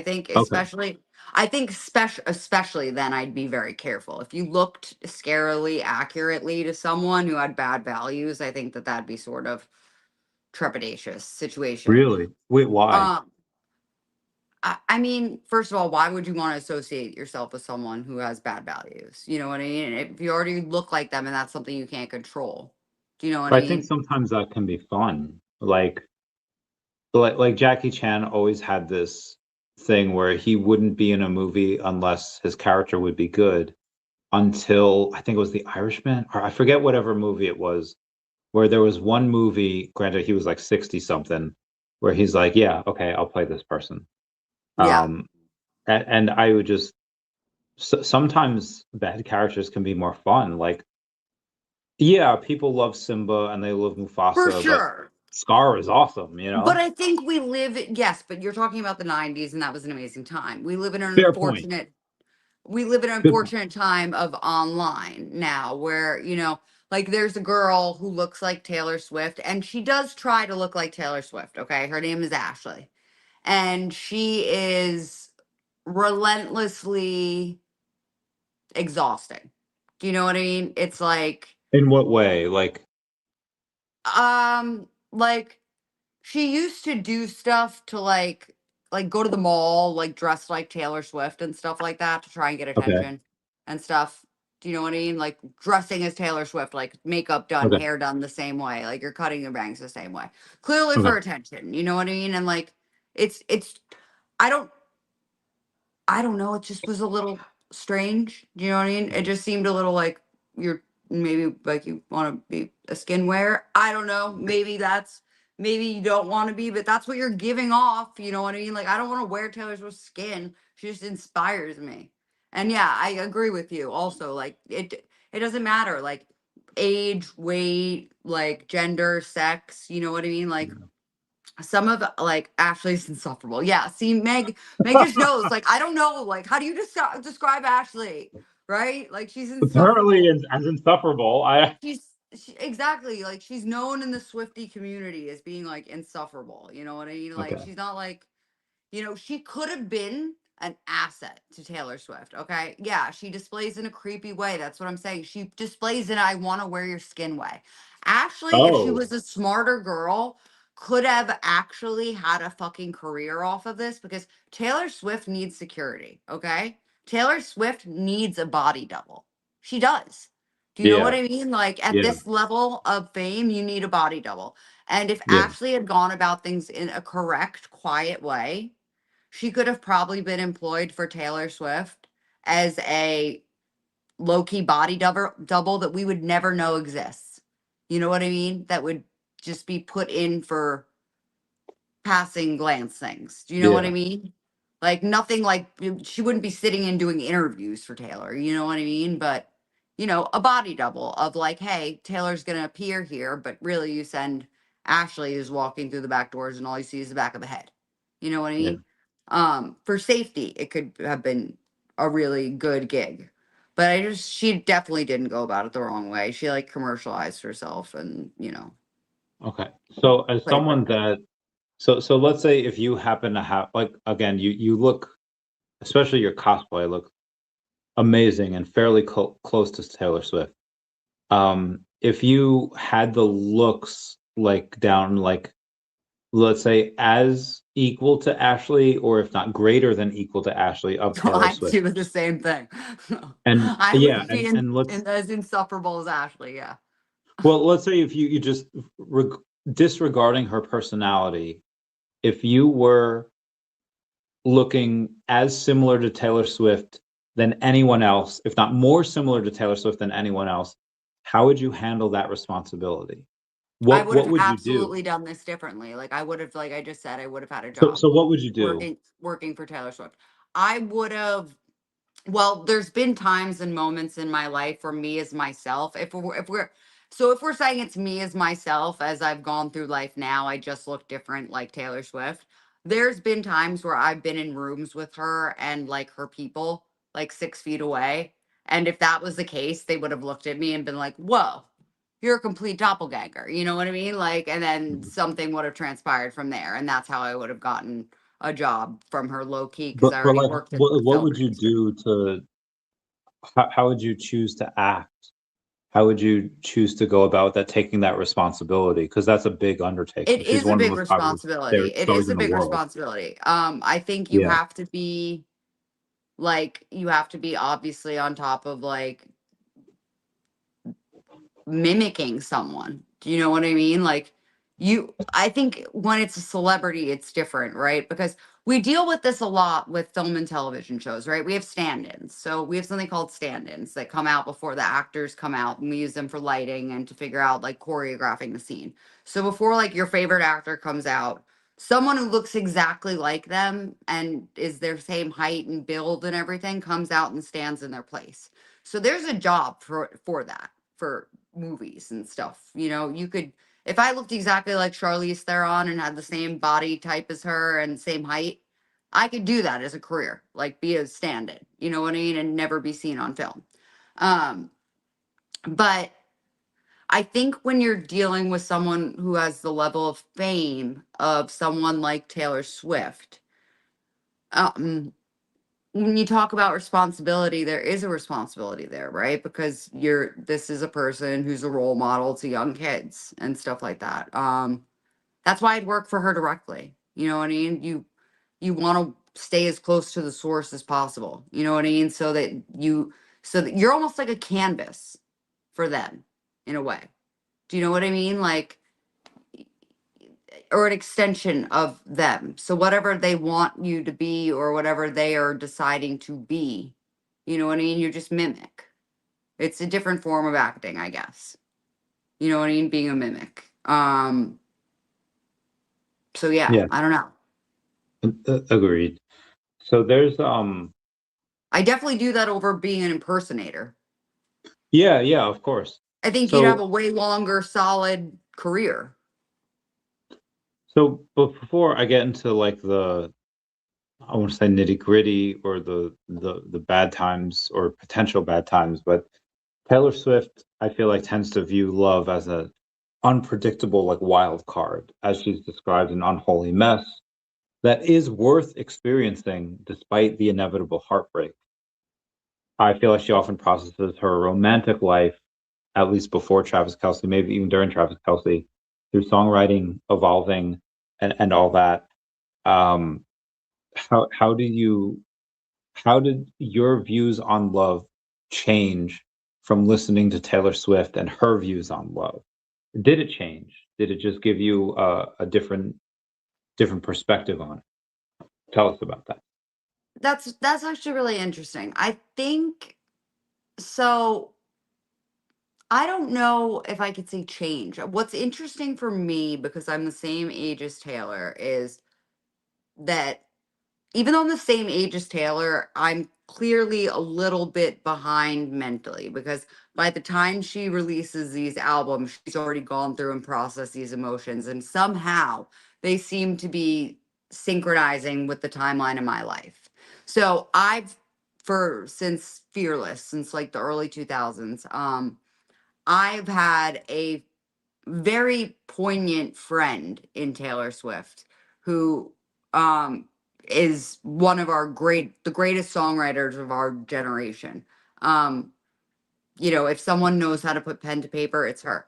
So I think, not that she's taught me necessarily about love. I think she's taught me the scale of emotions and depth of emotions. You know what I mean? And that how emotions can be conflicting. And, I think she's taught me a lot of ways to get my feelings out. You know what I mean? Or say things that I was trying to say or didn't know how to put into words. You know what I mean? In terms of love, I think, she's trying to figure it out like the best of us. I mean, if we're gonna be honest, Taylor Swift wrote this whole album. It's called Lover, and if you actually really dissect Lover, like it's giving off like really like I'm nervous you're gonna fucking leave me vibes. You know what I mean? It's like giving off like I'm not secure in this relationship actually at all vibes. And I don't think Taylor's really ever been secure or like really sure of what she wants either in love. But that's okay. She's a human. You know what I mean? Like, yeah, exactly. You can sing the smallest man who ever lived at the top of your lungs and be like a happily married woman. You know what I mean? Like, yeah, exactly. Like, Yeah. um, she's taught us first of all, she's taught us a wide range of words. First of all, like we half of us wouldn't have the vocabularies we have without Taylor Swift. You know what I mean? So many of us have had to use the dictionary to look up words to be like, what does this girl say? Because she is too smart, smarter than us, using big, big words. So she's been a teacher to so many of us. She's taught us like real lessons in, how to be a poet, how to be a very clever wordsmith. In one of my most recent favorite songs of hers, recent within the last 2 years, Fate of Ophelia, she says, "And if you'd never come for me, I would have drowned in melancholy." What do you think that means? Do you think that so for me, I interpret that as like my life was so mundane that Yeah. if you would have never been introduced in my life, I would have been I would have had such a sullen life, such sullen live that I would have lived, that I would have just been. But how do you interpret that as someone I that's interpret it the same. I mean, I truly think that, based on things Taylor has said about other great people she admires, and what she always ponders if she'll end up alone like these other greats that she looks up to. You know what I mean? I actually think that once her relationship with Maddie Healy ended before she got together with Travis Kelce, I think she'd resigned herself to the fate of Ophelia. I think she just literally resigned herself to the fact of it's not in the cards for me, right? I'm a 35-year-old woman. I've got all this fame and success and everything, but it's just, I'm not going to find love like that. Like, I think she just sort of accepted it in a sad way. Do you know what I mean? And Travis Kelce just came into her life and, completely changed it and turned it upside down. So, yeah, I think she sort of settled on the fact that she was just going to be alone. so there's a lot of psychological literature to point to the fact that a lot of women tend to only choose men that either are at their same education level or at a higher level of hierarchy than they are. So if you have Hmm. someone that's, let's say, like has a master's degree, that woman that has a master's degree will typically, not all the time, but typically will only choose a guy that has her same education level or makes more money than her. That is it upwards of the dominance hierarchy. Now Taylor Swift is at like the top of the dominance Yeah. hierarchy because everyone knows who she is. Now, education level, you had already said that she teaches people her lexicon, her vernacular. She's smarter than a lot of other people because that's what She's she a does all day. doctor. NYU made her a doctor. She's Dr. Taylor Swift. Oh, wait, in what? I didn't know that. Writing. Okay. All right. So Yeah. she's clearly at the top of her field Top of her in what she game. does. Yeah. And then also like she would only typically, not all the time, but typically she would only settle for someone that is as her education level or above, or is at the top of a dominance hierarchy or above. And she chose Travis Kelce, who typically only really dated Black women beforehand. So can you give us a little bit of insight, if you were Taylor, of why she chose Travis Kelce when she had, I don't want to say the pick of the litter, because Absolutely. I totally 99% of the can. men, 99.99% of the men in the world would not have measured up to her. She would just be like, okay, I don't care what you have, what you've done. Like, you're not near me. Like, why do you think she chose Travis Kelce? Yeah, so I can say, so there's a couple things I think about this. I think you're forgetting something in the fact that there's something about opposites attract, right? So he might not be the most clever person when it comes to words and stuff like that. She probably needs that. She probably needs someone to relax her brain with a little like chill outness. You know what I mean? So I Yeah. understand opposites attract there. Also, she said it herself when she was on the podcast. I mean, he went out there and he said, I went to the Taylor Swift fucking Eras tour with a friendship bracelet with my phone number on it to give to her. And I'm butthurt that I couldn't meet Taylor Swift and give her my friendship bracelet with my phone number. And Yeah. like Taylor Swift said herself that her whole life she's been writing songs about wanting someone to basically like stand outside her bedroom window with a boombox being like, I want to date you. And for the first time in like her life, someone was actually doing that. And she was like, so why wouldn't I give this guy a chance? You know what I mean? And like it clearly worked out for her. You know what I mean? And he's clearly comfortable enough with her fame and who she is as a person. I think also he's got a really stable, strong family unit. They seem very normal, like normal people, and that they have a lot of love there. And I think that for someone like Taylor Swift, who's got to have a really small circle, stuff like that's really important. And I think they just have fun together. You know what I mean? And that's sort of just what you want. And I think her last boyfriend, her last long-term boyfriend, Joe Alwyn, he's just like a piece of bread. He sucked. He just is a succubus. Literally, he was the worst. He didn't want her to shine. He did not want her to be Taylor Swift. Hold on one second. He wanted her to be Taylor Swift the person, not Taylor Swift, my pop star Barbie. Okay, And how is okay. that possible? You can't. That's not possible. There was a Taylor Swift song, you You Belong With Me. I was just about to say that. I was about to say, is it You Belong With Me? I don't know why. Okay. Meg says when you stop looking at love that way, that's when you found someone who's perfect for you. Exactly. She says Meg's exactly not what Brittany wrong. said. She needed an opposite, not someone who was on her level. I mean, let's be Yes. real. She clicked. She thought he was a cutie. And yeah, Yeah. yeah, he is. Like, And her let's, mom was like, you should check this guy out. I think it's cute. And like her cousins were Chiefs fans and stuff like that. So she like asked, they vetted him, you know what I mean? Like they he's vetted him. they vetted him. Yeah. They're like, he's a cutie. You know what I mean? He can, yeah, like you should date him. You know what I mean? Date a nice guy. Don't date Yeah. these sad assholes anymore, Taylor Swift. So do you think she settled with a Dean or a Jess as opposed to a Logan? Oh, I don't think she settled with any of them.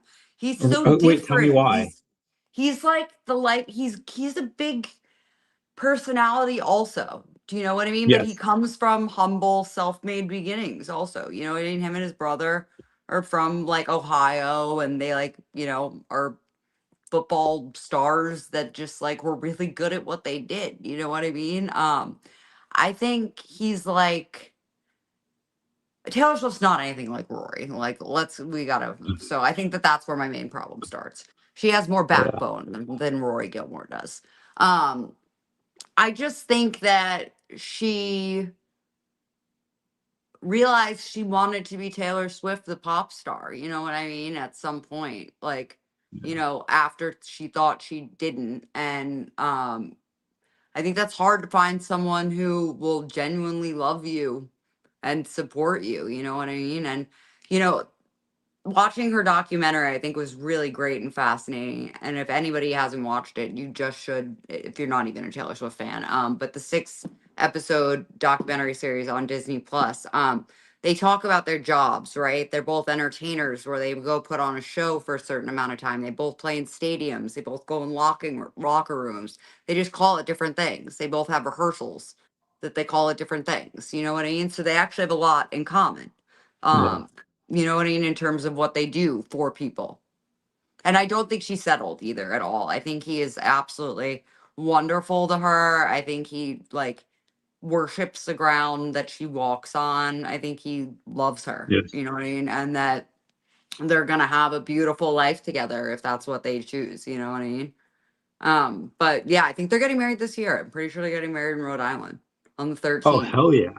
Yeah, so the rumors and the sources said that she cut a huge check to a bride that had her wedding scheduled at the Ocean House in Rhode Island that's next door to her house. Um, and she paid for the girl's honeymoon too. Oh, She's just a let's go. legit queen. She paid for the honeymoon and the Yes, whole wedding. So the girl would move it. Like that's amazing. I, Saint. I Saint I told Taylor my Swift. ex-girlfriend that if we were to ever get married, we would get married in Ohika Castle in Oh Huntington, yeah. where Blank Taylor Space Swift did her Castle. video. Blank Yeah, yeah. Space Castle, yeah. Yeah. Oh my God, you know where that is? Oh my God, yeah. Have you ever been there? Duh. I haven't been there for anything, no, but I haven't Oh, been inside. Okay, so I've been on the grounds. I haven't been inside, but okay, we should. So we I've could been there a totally couple. go. I'll do a photo shoot.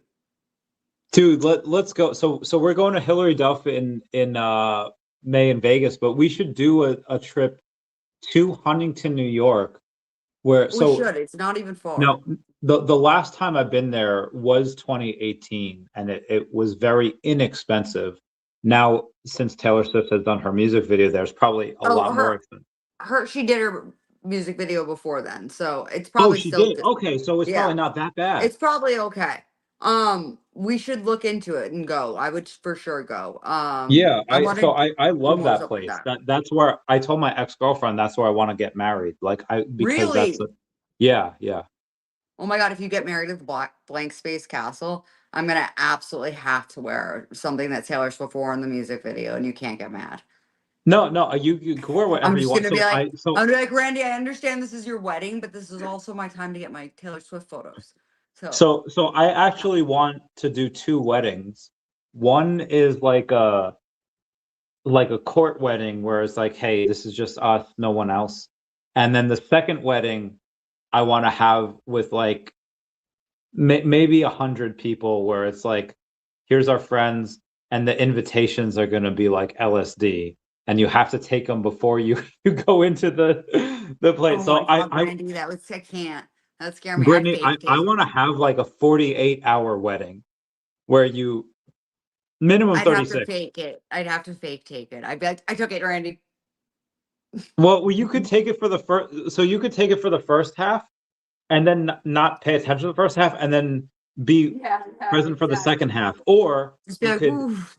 you could not take it for the first half. So there's a quote by Laurel How are Ulrich you that says, picturing this getting done? Like, how are you picturing everyone going through with the vows on LSD? well, I'm picturing that. Well, originally is my ex. So this is, I've actually told the last three exes about this, where I've had a lot of exes the last few years, and I've all told them, like, listen, I'll pay for everything. I don't care where. I felt like that Backstreet Boys song. I don't care who you are, where you're from, Don't what care you've what been, you as did, long as as you love. long as you love Oh me. my God, Brittany, I love you, Brittany. I love you I so love the Backstreet fucking. Boys. Did you watch the Super Bowl commercial? Where they? No, I didn't. Oh my God. Tell I me about it. know.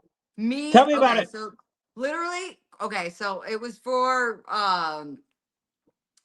Coinbase. It was a Coinbase commercial, so like whatever, Okay, it's okay. Coinbase. But literally they just put the words to Backstreet Backs on the screen. They were like everybody. And then the next slide said rock your body. And then the next slide it said everybody, and all of a sudden I'm out of my seat and I'm like, rock your body right. And I'm like putting on a whole like Backstreet Boys performance. It was amazing. Yeah. It So was so good. did I I was putting ever on my tell you Backstreet about Boys. my? Oh wait, are those your Beats by Dre headphones? These are my Taylor Swift earmuffs that I just found over here that I thought were cute. And I was like, I'm gonna put these on. Oh my God, those are amazing. Aren't they so good? She does good merch now. She finally listens. So have I ever told you about my ex-fiance's time, and like this is like a decade, more than a decade ago, like 2014. No. Okay, so me and my ex-fiance had actually met in 2010. I was uh like an ID checker for this place called Leaky Lifeboat. Okay. And there was this one guy, my friend Jason, that had some shares in this company called Lake Cafe. It was a strip club, and he's like, "Can you be doorman for this place?" I was like, "Yeah, sure." And I become doorman for this strip club, and I meet this girl Natasha that This we. is sounding familiar, but keep telling it. I think you've told me Okay, this, and I'm sorry because I think you're telling it to me a second time, but let's just it's pretend it's okay. first. I love this Okay. story. So we start dating, and after a few weeks, she's like, "What the?" So she's Ukraine. She's half Ukraine, Yes, half Russian. yes. This is about yes, because we talked about the Russians. The Yeah. Russian, yes, So yes, she's like, what are we? Where are we going? What are we doing here?" And I just like, she's like, I've had, a lot of. Long story short, she like killed people, and she's like, where do I belong in your life? And I was like, listen, Natasha, that was very good. That was a very good Slavic accent in your thank life. you.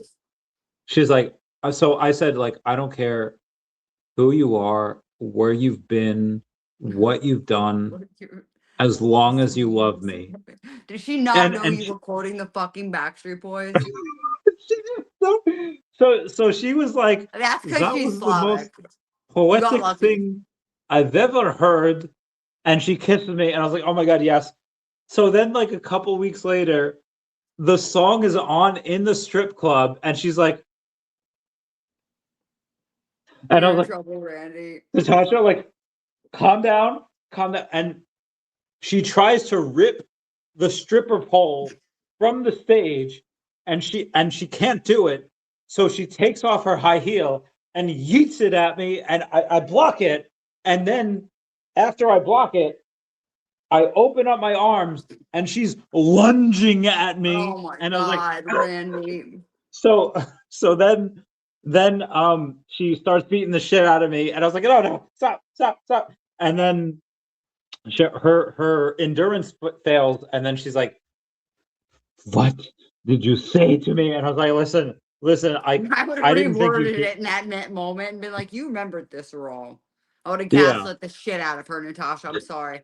So sorry, Natasha. I would have gaslit the fuck out of you. I would be like, you're remembering your English wrong. You're very poor. Yeah.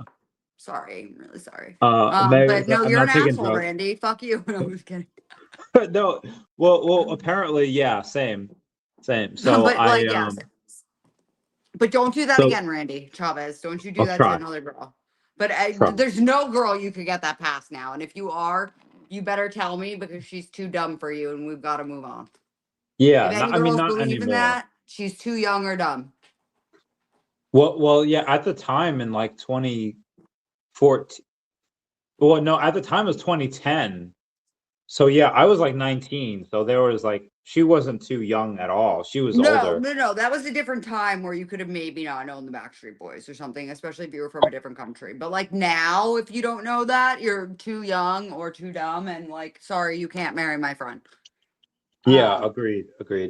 Anyway, so nowadays I just told my ex-girlfriend like, hey, listen, we're gonna have this thing about us, and she was cool. So I did want to ask you about that as well, where um Tell me. how do you go and how do you vet men about who you may or may not want to marry or have kids with if you want kids? How do you go on and decide who is the potential person to combine your DNA with? Like how do you go on and decide that?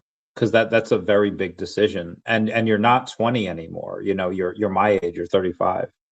Right. I think you well, I think as you become older, like I said earlier, you become more secure in the person that you are.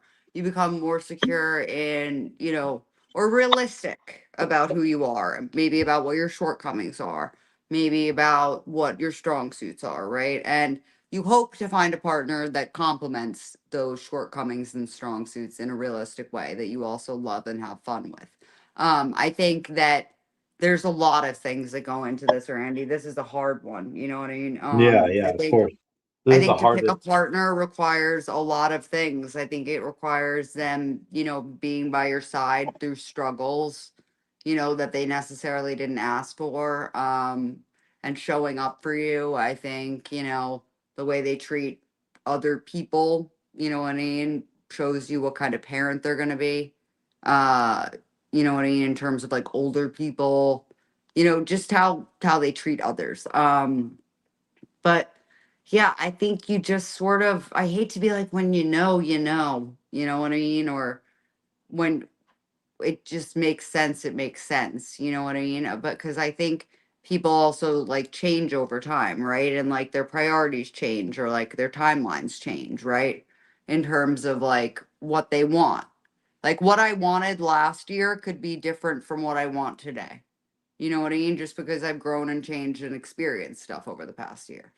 Um, so I think as a woman, you want to pick a solid person, you know what I mean, that you can rely on to be like a good father, no matter what, you know? It's hard. Agreed. So It's hard. there's a There's some, I mean, like, listen, I think the dating game's hard at any age, but I think, as you get older, it's harder if you don't already have someone that you can see yourself settling down with. You know what I mean? there's a quote from forget her Hawk Girl from DC in the the Justice League original cartoon from like the 90s, where she says, we tend to remember people from when we knew them, forgetting Mhm. that they do change. Yes. And do you ever feel that that comes into, do you ever feel that that has a potential, do, do you ever feel that you take that to heart, where you're remembering someone from now in 2026, but you remember their person from like 2015, forgetting that they probably changed in the last decade, give or take? Oh, so me personally, Yes. I am your biggest softy. I am your biggest wear your heart on your sleeve, emotional girly. I think of every single person as when I knew them best and when our relationship was at the best. Okay. So I often and this I'm trying to think of how to word this. Like I I don't know. It's not that I forget the bad things, you know what I mean, or don't remember that they're there. I choose to remember like the good parts, and in some way, um, always remembering someone's good parts and like knowing who they are and their soul. I almost feel like I have unprecedented access to people, no matter how much time has gone on. For example, I have like I try to keep good relationships with like even, you know, exes and stuff, right? Because they're people you loved in your life once, you know what I mean, and that you cared about. They may not be the right person for you, the right person for you to have kids with, to procreate, to go down that line, you know, with, but yeah, I think you just try and, at least for me, like I just love so much. I love every, like I heard a quote once that said like I am a patchwork work quilt made up of everyone I've ever loved. And that's me. That's me. Wait, can you repeat that quote again? Yeah, I'm a patchwork quilt made up of every person I've ever loved. So it's basically you're just like tiny little pieces stitched Is together of every person you've ever loved and cared about. And that's very much me. You know what I mean? If I've ever loved you and cared about you, I love you. You know what I mean? Like I love you. You know what I mean? Like it's hard for me to, unless you've done something really, you know, heinous and awful, which thankfully I've not had to really come across that many people in my life that that's been the case with, right? Most people are forgivable for the small dumb shit they've done, and I love them. You know what I mean? yeah. And I'll always hold the space in my heart for them. Doesn't mean every person or like all those make a good relationship, especially for the person I am now. You know what I mean? Like, yeah, there's people I love that I would never, you know, bring back into my life, for example. You can So love if from a you could, distance. so if there was, and we'll get into AI in a second, but if there was, let's say aliens were to come down, and No. nobody, and nobody knew that they were coming down, but they, for whatever reason, chose you. Why? Why, Randy? I don't want to be stressed out right now. Why? Why are they playing with I me? have to, because we're Why? getting into that level of conversation.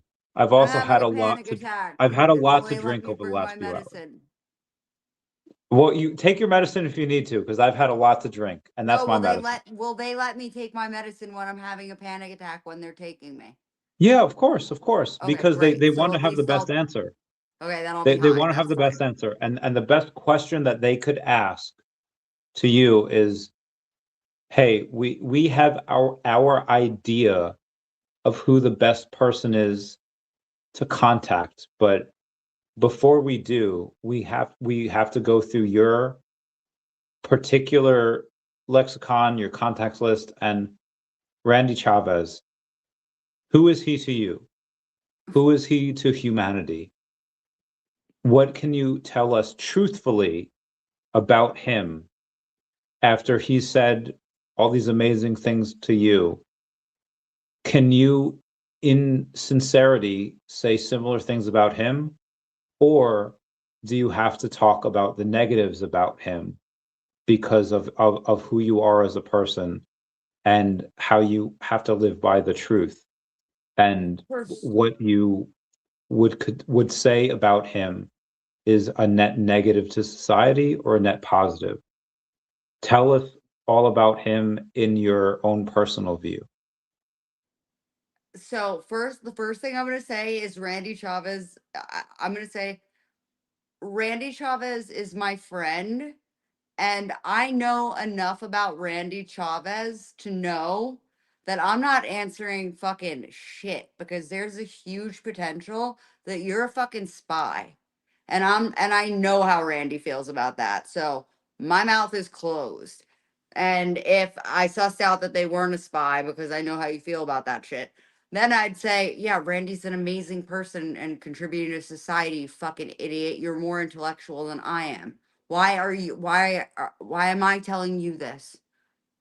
And then we'd go on to something else. So, but first I'd definitely suss them out for the spy shit, because I'd be like, why are you asking about Randy? Fucking weird, rolling up on me asking about Randy.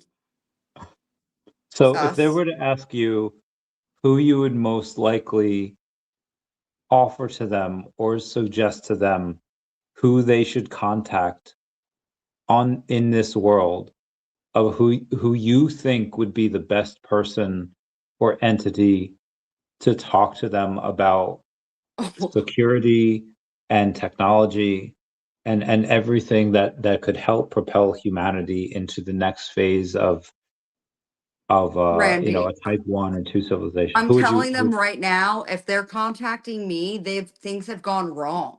Things have gone very wrong for them, and they need to start over, because they've landed up in girly pop nation. Like, I'm not gonna be able to help that much. Like, you've gone to the wrong place. You've made a wrong left, like when you meant to go right. So whoever you were looking for to save the planet, like, I don't know if we're gonna do it with bad choreography, like really stiff choreography and Taylor Swift songs on loop. Cause that's about like what I have to offer. I like train videos. Like, I can tell you how the train systems work. I can't tell you to fix them. So um, I have no idea who I'd point them to. I'd be like, you have to ask someone smarter. This is a lot of responsibility. And I don't know who I trust right now, because the world's on fire. yeah. I mean, maybe one of the Olympians. At this point, I don't know I don't even know who I would trust that's like in big up anymore. I don't even want to put that on Taylor Swift. You know what I mean? I'm not trying to put that level of stress on Taylor Swift. So let me actually think of who could Fair maybe point. handle that like we even trust anymore. Who could get something done? I mean, there could be a lot of people, but there's a quote by Laurel Orlich that says, "Well-behaved women seldom make history." Yeah, Can yeah, I you? know that. Oh, okay. Can you tell me um, who you believe, if someone or any entity is trying to study the world, not necessarily humanity, but the world, on who would make history? Who is at the top of your list? I mean, Taylor Swift has to be at the top of the list. Hold on, I have to see what my cat's doing. 1 second. She's making a very Oh, weird of sound. course, of course. Tell your cats I Give said, me 1 second. hey, love Taylor cats. Swift always, but there's other cats. Cats are amazing. Hold on. Beaties, where We are you? love cats. We love all of the stuff. We. I wonder if you've named your cats after Taylor Swift's cats. No, my And cat's just Beanie, but I don't know where she is. Beanie, like Beanie Baby. so when you talk about your cats, or doesn't even matter if it's cats or not. Taylor Swift has defined fearless as living despite fear. And I think one of her top quotes include, "No matter what happens in life, be good to people. Just be yourself. There's no one better. And I'm intimidated by the fear of being average." What do those quotes mean? Oh my God, this kitty is so cute. This is my beanie baby. She's so cute. Oh my goodness. My beanies. Hi. She doesn't want it right now. Come on, just love me. No, I'm getting the push off.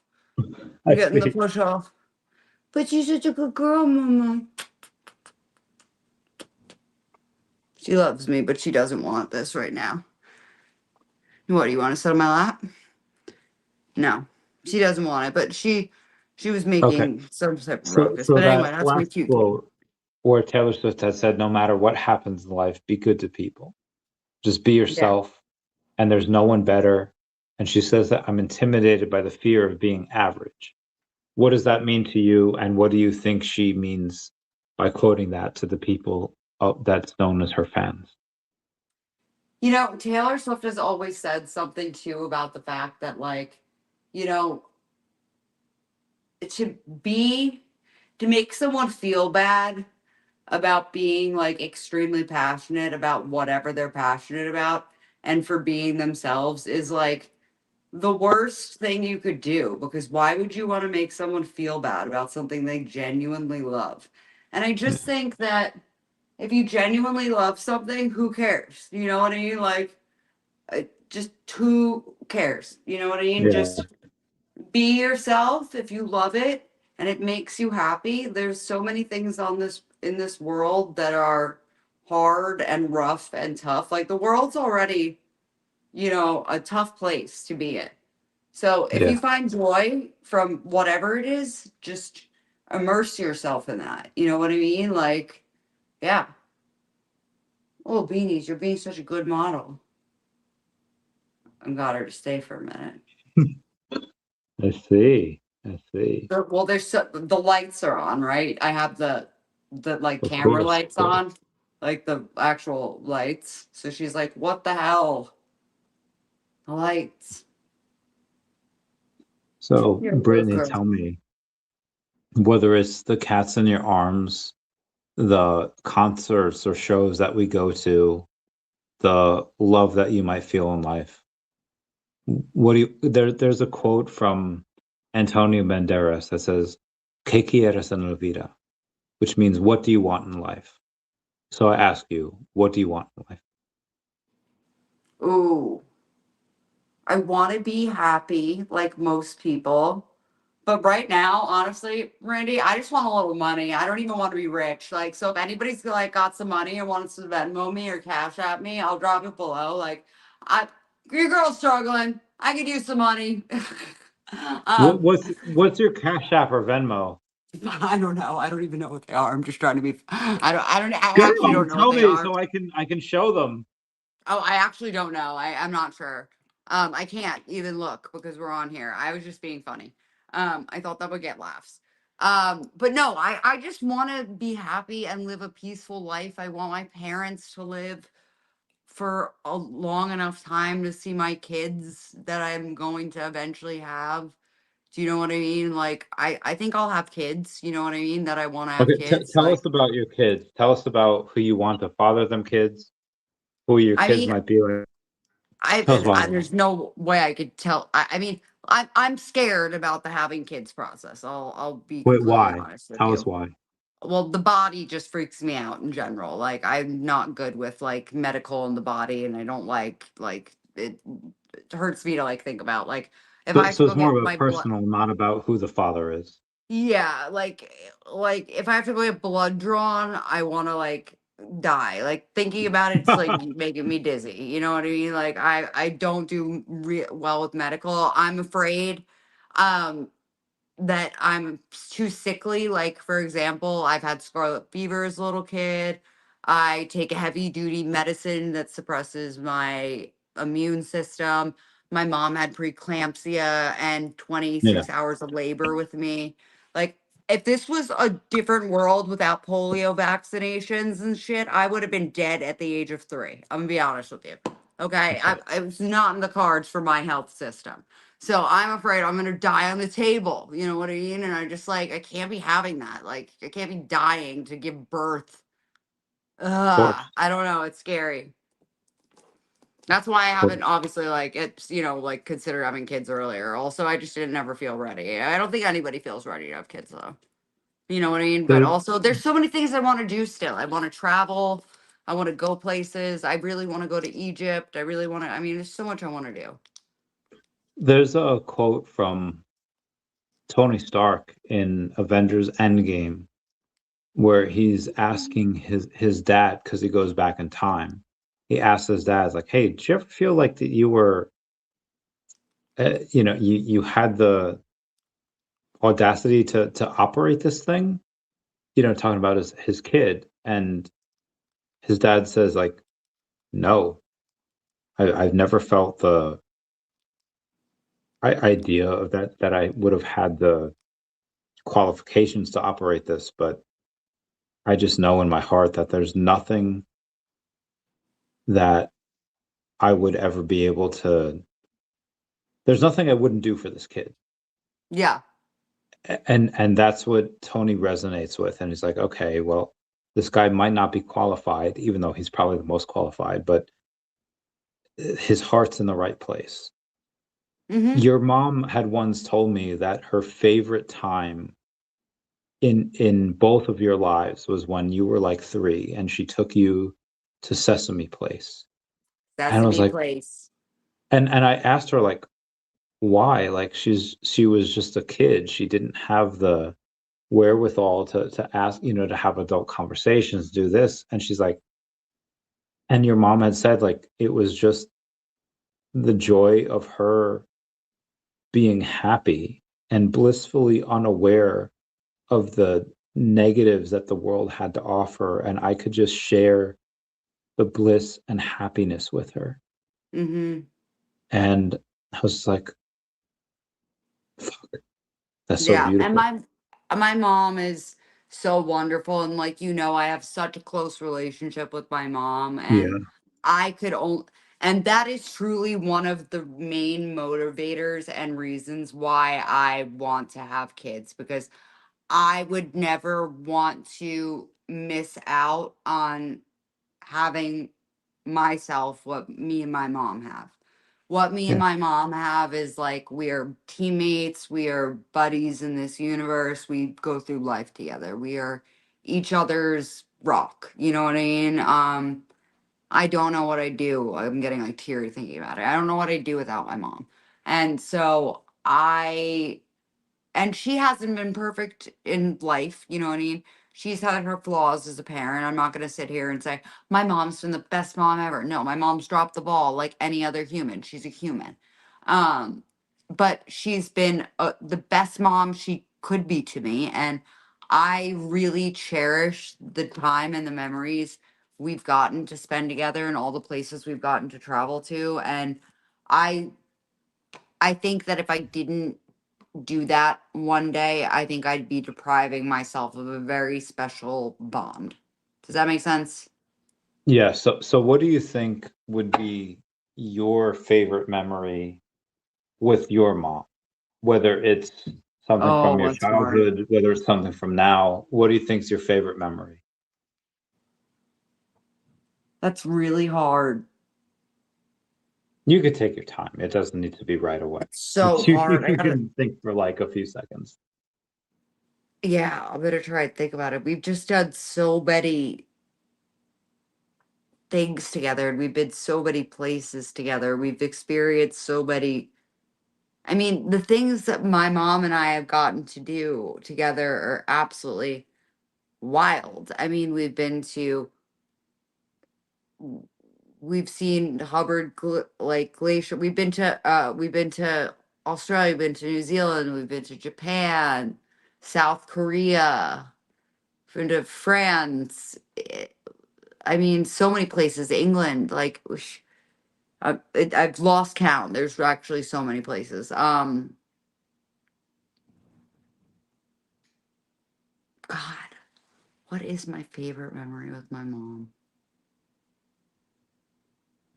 I'm gonna have to think about that when I get back to you. I gotta actually think about that. There's Okay, so so many. if you were Oh, I can tell you my okay, favorite. okay, I know my favorite memory. My current favorite memory of my mom. So, my mom's had a rough couple of years, and when Taylor Swift was doing the Eras tour, I didn't think we were going to get to go to the Eras tour at all.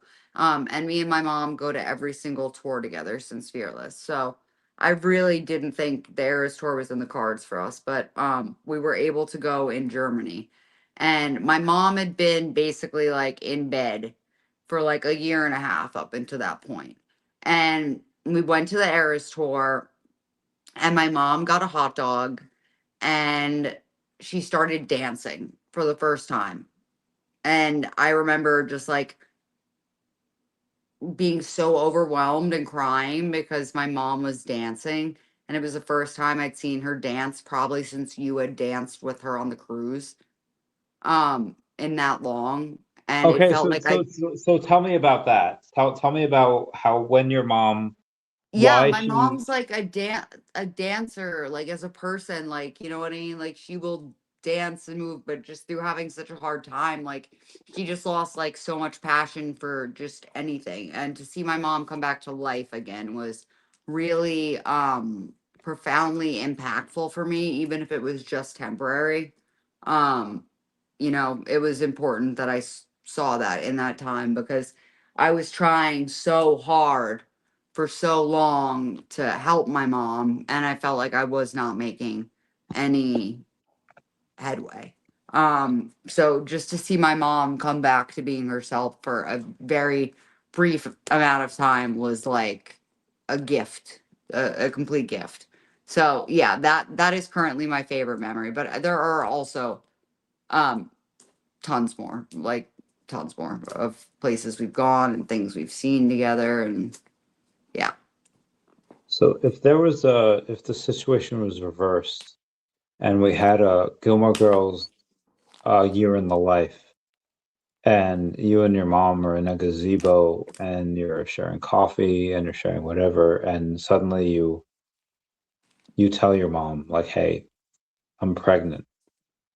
What do you think is the best way to bring up a child now in 2026? Because it's completely different Oh, from when she brought up a child in the 1990s. What do you think is the best way to bring up that child now? well, I think now and then, I think you need a really strong support system. I think it takes a village, so you need other people around you to help. I think things I would do different personally, like I would probably homeschool a kid. I don't feel really comfortable sending a kid to public schools. There's so much gun issues. School's so different. It's so Yes. less free than when we were kids. You know what I mean? Even in high school. Like high Yeah. school was so like anyone could walk in and out of high school. Um, it's just so different. I think you have to worry about safety and stuff like that a lot more, which is really scary. I just, yeah, I wouldn't be able to send a kid to public school. So I think that there's a lot of difficulties that come with that. I think for me personally, I think it would enrich my mom's life and give her more purpose. You know what I mean? If there was like a person, in my life that I needed to now take care of. Um, but I think a lot of people find second purpose when their kids have children. You know what I mean? But yeah, I think it like money is obviously a factor. If I had all the money in the world, I would probably raise a kid outside of the United States in like a very small Caribbean island and homeschool them. You know what I mean? But I can't do that. So I'm here. Wait, So why do you think you couldn't do that? I just think, considering my current circumstance and situation, like it's just not like a viable option for my life right now that I could do that and think it would be a successful venture. I got Okay. too much stuff going on here right now. I have too much Uh, stuff here.